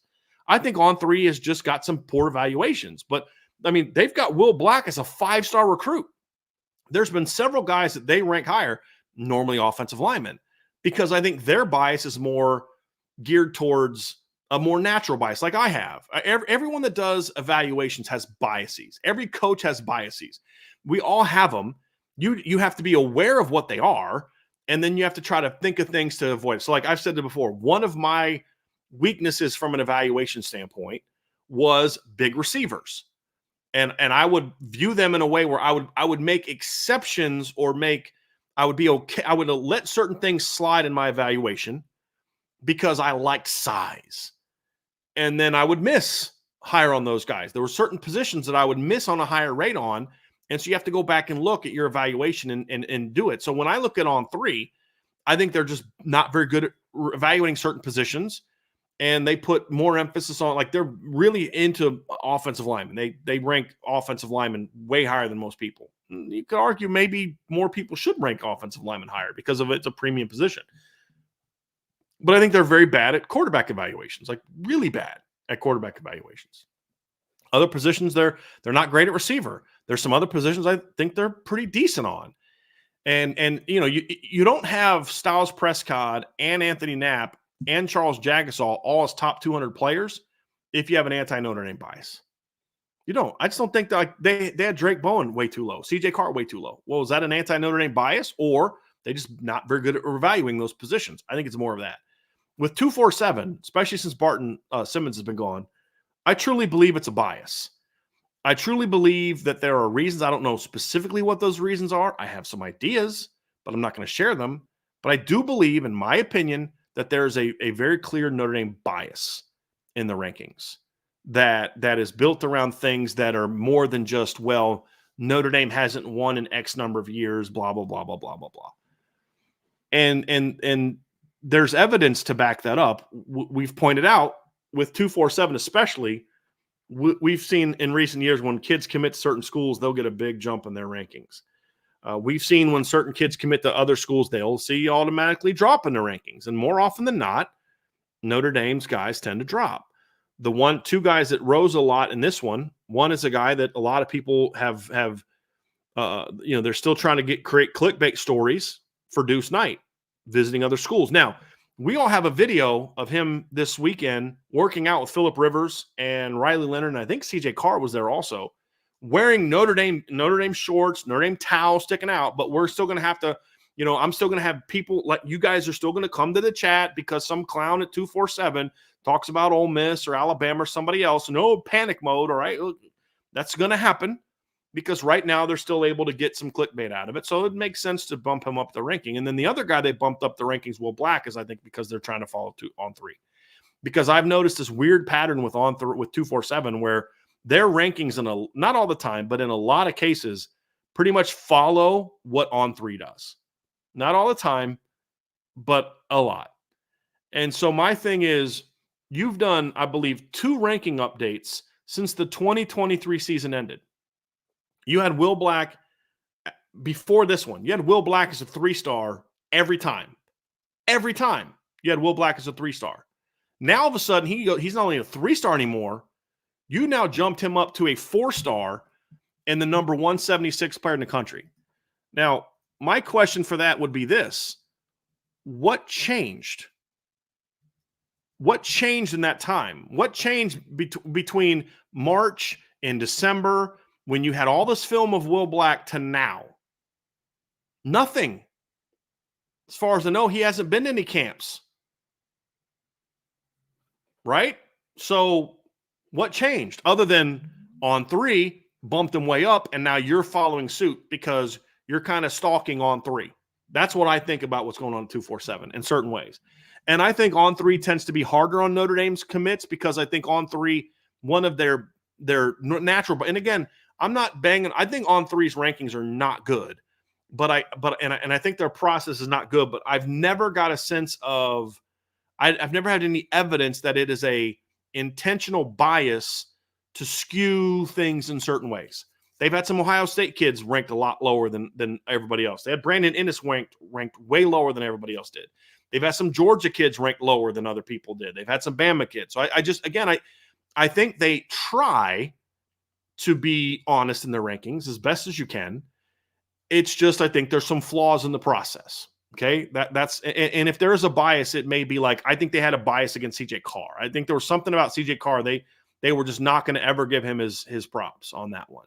But I don't think anything to do with Notre Dame. I think if CJ Carr would have signed with Michigan, Georgia, Bama, I think it would have been the same thing. Okay. I just think they messed up there. But I do think On3 tends to be harder on Notre Dame because I do think they are they do seem to value offers. They do seem to value certain regions of the country, which is fine to a degree, but then they undervalue certain parts. And I think that's where you see some issues with Notre Dame prospects, because Notre Dame tends to get some of those prospects from areas where I think they undervalue a little bit, it's just something I can live with, to be completely honest, because I don't think it's intentional. But let's look at the numbers. And you talk about how just bad 247 sports rankings are of Notre Dame prospects. So when you look at the Notre Dame class, Notre Dame has the number 1 ranked class according to Rivals. They have the number 1 ranked class according to the 247 sports out of numbers, and then the number 1 composite. And I think they're 4th or 5th on On3, because On3 does things differently. But let's look at the rankings of 4 to 5 stars and versus 3 stars. Notre Dame has 21 kids committed. Of the 21 commits, Rivals has 15 of those 21 commits ranked as 4 stars. 247 Sports, who I think is hard on Notre Dame's recruits, not necessarily because of Notre Dame, but because of things that I mentioned, they still have 12 of the 21 commits ranked as 4 stars, and then 9 as 3 stars. 247, or ESPN has 9, and we know that ESPN has a little bit of a Notre Dame issue and a definite Southern bias, like hard Southern bias. They have 9 of Notre Dame's 21 commits as 4 stars. On3 has 8 of Notre Dame's 21 commits ranked as 3-star recruits. Think about that. So Rivals thinks 15 of Notre Dame's 21 commits are 4 stars. On Three, on the other hand, only has 8. They have Anthony Sacca as a 3-star. They have Joseph Reif as a 3-star. They have Ethan Long as a 3-star. They have Davion Dixon as the lowest ranked player in the entire class for Notre Dame. Like, that's a little bit funky, wouldn't you say? That's a little bit funky. So I feel like I try to be honest with you guys. I'll tell you things I don't like. I'll tell you things I do like. I've been much more high on Rivals rankings lately. Why? Because of the people they've hired and the process. They're trying to be more legit with their rankings.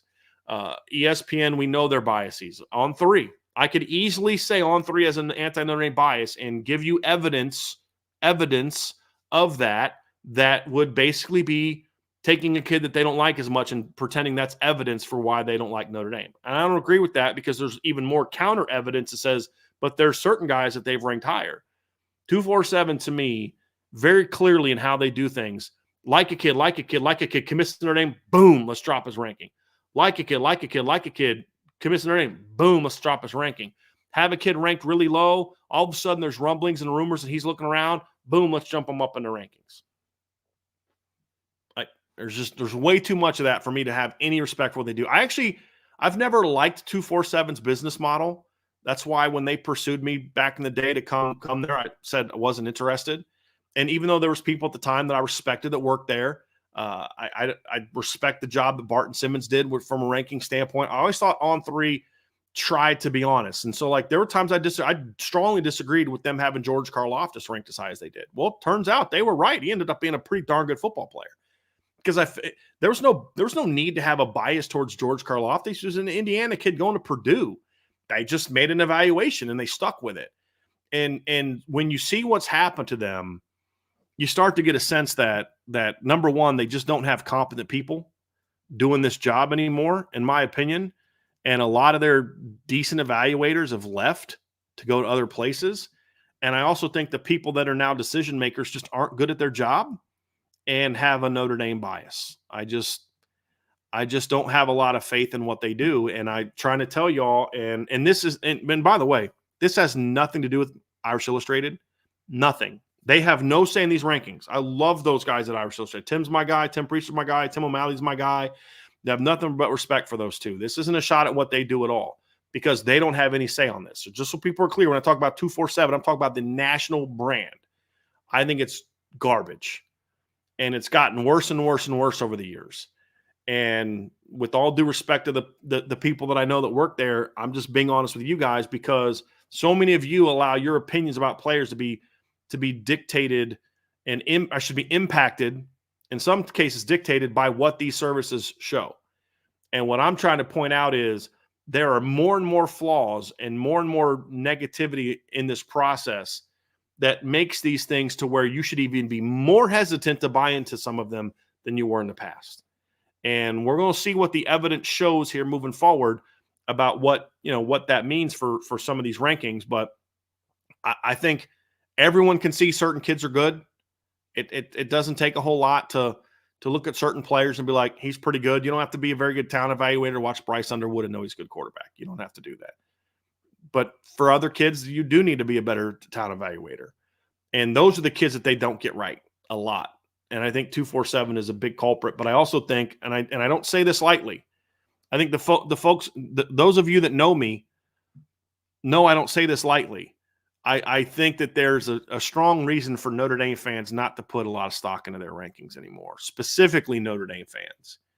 And there are just services that are trying to do a better job of it, that are more honest about what they do, and just simply put up better people in charge of it.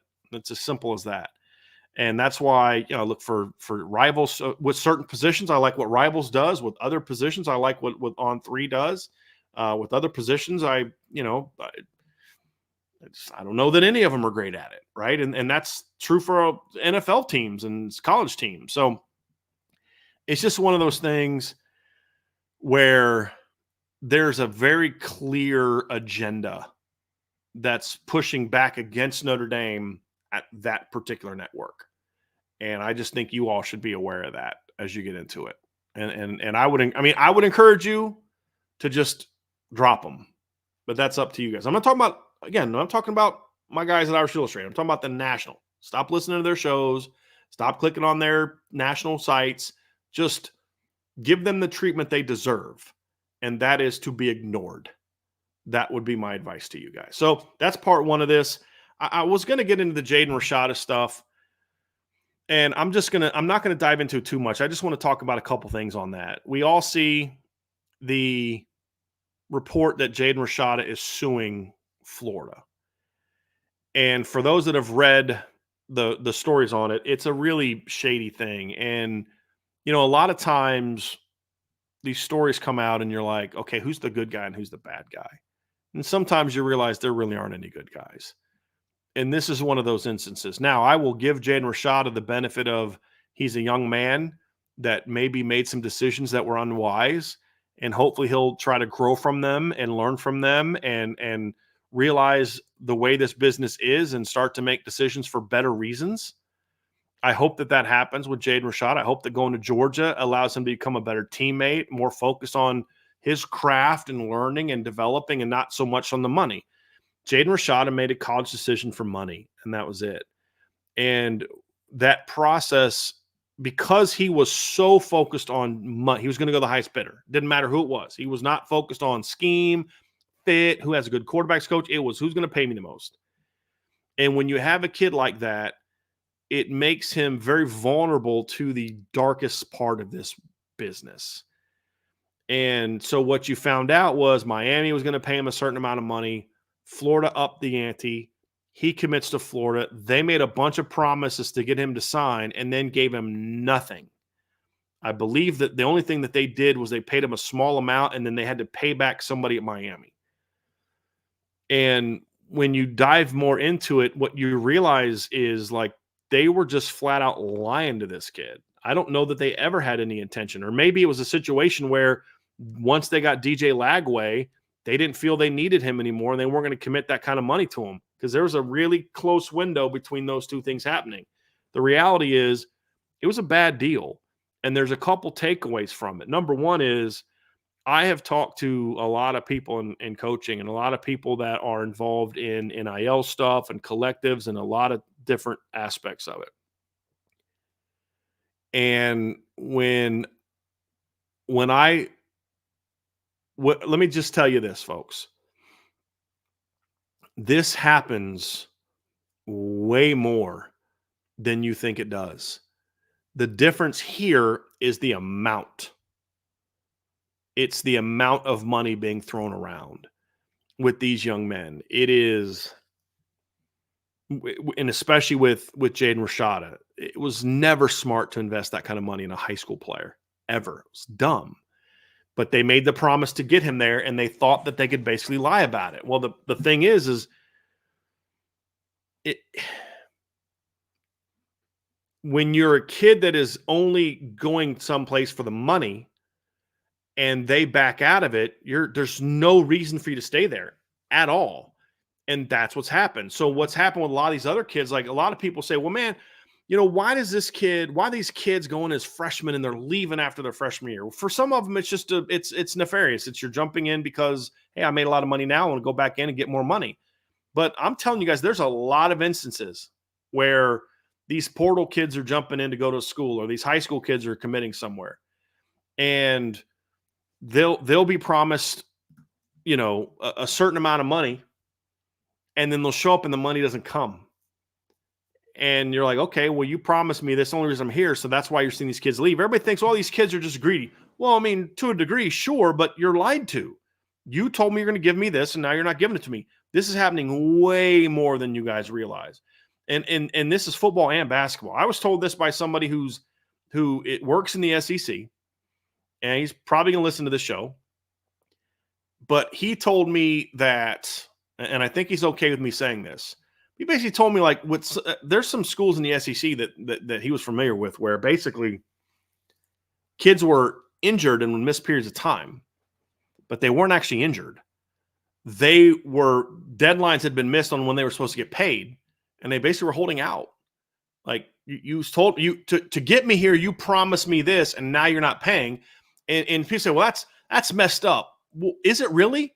Because here's my question to you. If you're a student athlete who was promised this to go to a school, or here's the deal.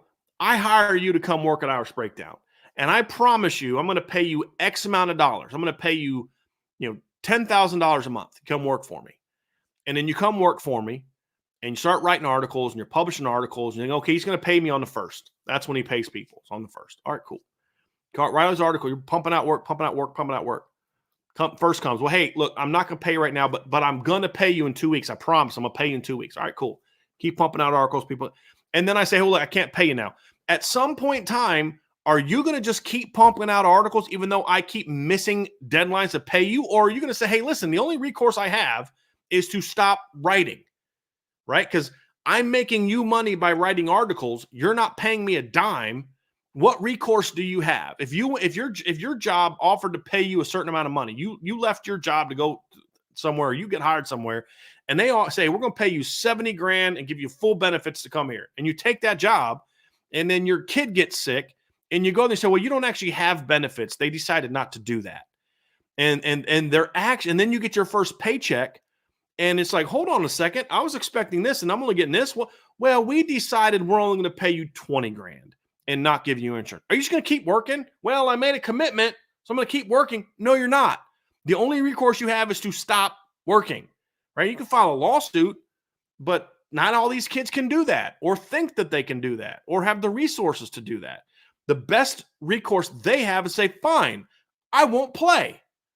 And you know what? I have no problem with it, because this is not a holdout like in the NFL where you signed a contract, the team honored the contract, you think you outperformed said contract, and so you want more money. Now, those professional players, I don't have a lot of sympathy for, because if you play poorly, I can't negotiate to pay you less. You won't accept that as a player, so this is what I'm going to do. But when you're a college player, you're not holding out for more money. That I have a problem with. You're holding out because what you were promised is not being paid. That's happening way more than people realize. And sadly, it's not getting reported on. And this Jaden Rashada thing could blow this whole thing up. I hope it blows this whole thing up. But this is also why the decision that was made in the state of Virginia and Tennessee to basically say the NCAA has no enforcement on this is a problem. Because now there's very little recourse the NCAA can do. It's just that Jaden Rashada is just going to hopefully have to win his lawsuit. And I'm actually rooting for Jaden Rashada to win the lawsuit. I don't know if he will. I don't know enough about the case to say he's got a strong case. My understanding is he has a signed contract. The contract says that they can get out of it with cause. I'm not aware that they presented any cause to Jaden Rashada, so I don't know a lot of that stuff. We'll have to see how that goes. But I hope he wins the lawsuit, because these schools that are doing this because they know there are no ramifications and there's no punishment, they need to start getting hammered. And as I've said for years, the best way to hammer people in position of power, from a college football standpoint, from an NCAA standpoint, from an administration standpoint, the best way to hammer these people is not to put them on probation. It's not to take away scholarships. It's not to all these dumb things that they think, vacate wins, hit them in the pocketbook. That's the best way to go at them. Hit them right in the pocketbook. They would rather you punch them in the junk 20 times in a row than take money from them. I'm telling you, that's how you go about it. So I'm hoping that Jaden wins this lawsuit, because that means Florida's going to have to pay, or at least has to settle for a big settlement. And I'm hoping at least does that, because if he wins this, then that's going to scare enough of these people. Say, hey, look, if you're going to make a commitment to this kid, you better pay him. And if you can't pay him that, then you better not commit to it. And hopefully that fear of being sued and winning is enough to get some of these schools to maybe, here's a crazy thought, just be honest. Be honest. This is what we can offer you, and this is what we'll pay you. Have some integrity. Unfortunately, we don't have a lot of that in college sports right now, or at least not enough. I shouldn't say that. We don't have enough of it. And that's why I hope that Jaden wins this. And I'm going to tell you, this thing too could also be something that really comes back to hurt Florida big time. And it would not shock me as I thought more about this after we talked about it yesterday. And I said, I don't think Billy Napier gets fired before the season. I don't know that he will, but this is now the cause. If they have to settle or if they lose this lawsuit, this is now the cause that Florida has to get out of him. This could have major ramifications for the University of Florida and a lot of other people. And, of course, now Jaden Rashada's reputation has been tanked. And it's his fault. I mean, that part's his fault. You were the one chasing money. That's on you. Nobody had made you do that. That's on you. You chose to turn down better opportunities because you wanted more money. That's on you. That's your fault. But this has also caused him to lose some reputation as well. So it's going to be interesting how it's going to play out. So that's going to do it for today's show, everybody. 12 minutes. You guys got a little 12-minute break to go do whatever you need to do. And then head over to the guys at IB Nation Sports Talk. They're going to start at 5 o'clock. They're going to have their we in, we out show today. So you're definitely going to catch that. It's going to be a lot of fun. I will be back tomorrow at 1 o'clock for a Notre Dame football mailbag. Make sure you got your questions ready to rock and roll tomorrow, folks. In the meantime, hit that like button, hit that subscribe button, hit the notification bell, share this podcast, give us a 5-star review. And I would greatly appreciate it if you guys would show your support for what we're trying to do at Irish Breakdown and go sign up for the message board at boards.irishbreakdown.com. So for Bryan, the rest of the IB team, have a great rest of your night. Head over to IB Nation Sports Talk at 5 o'clock, and we'll talk to you again soon on the Irish Breakdown podcast.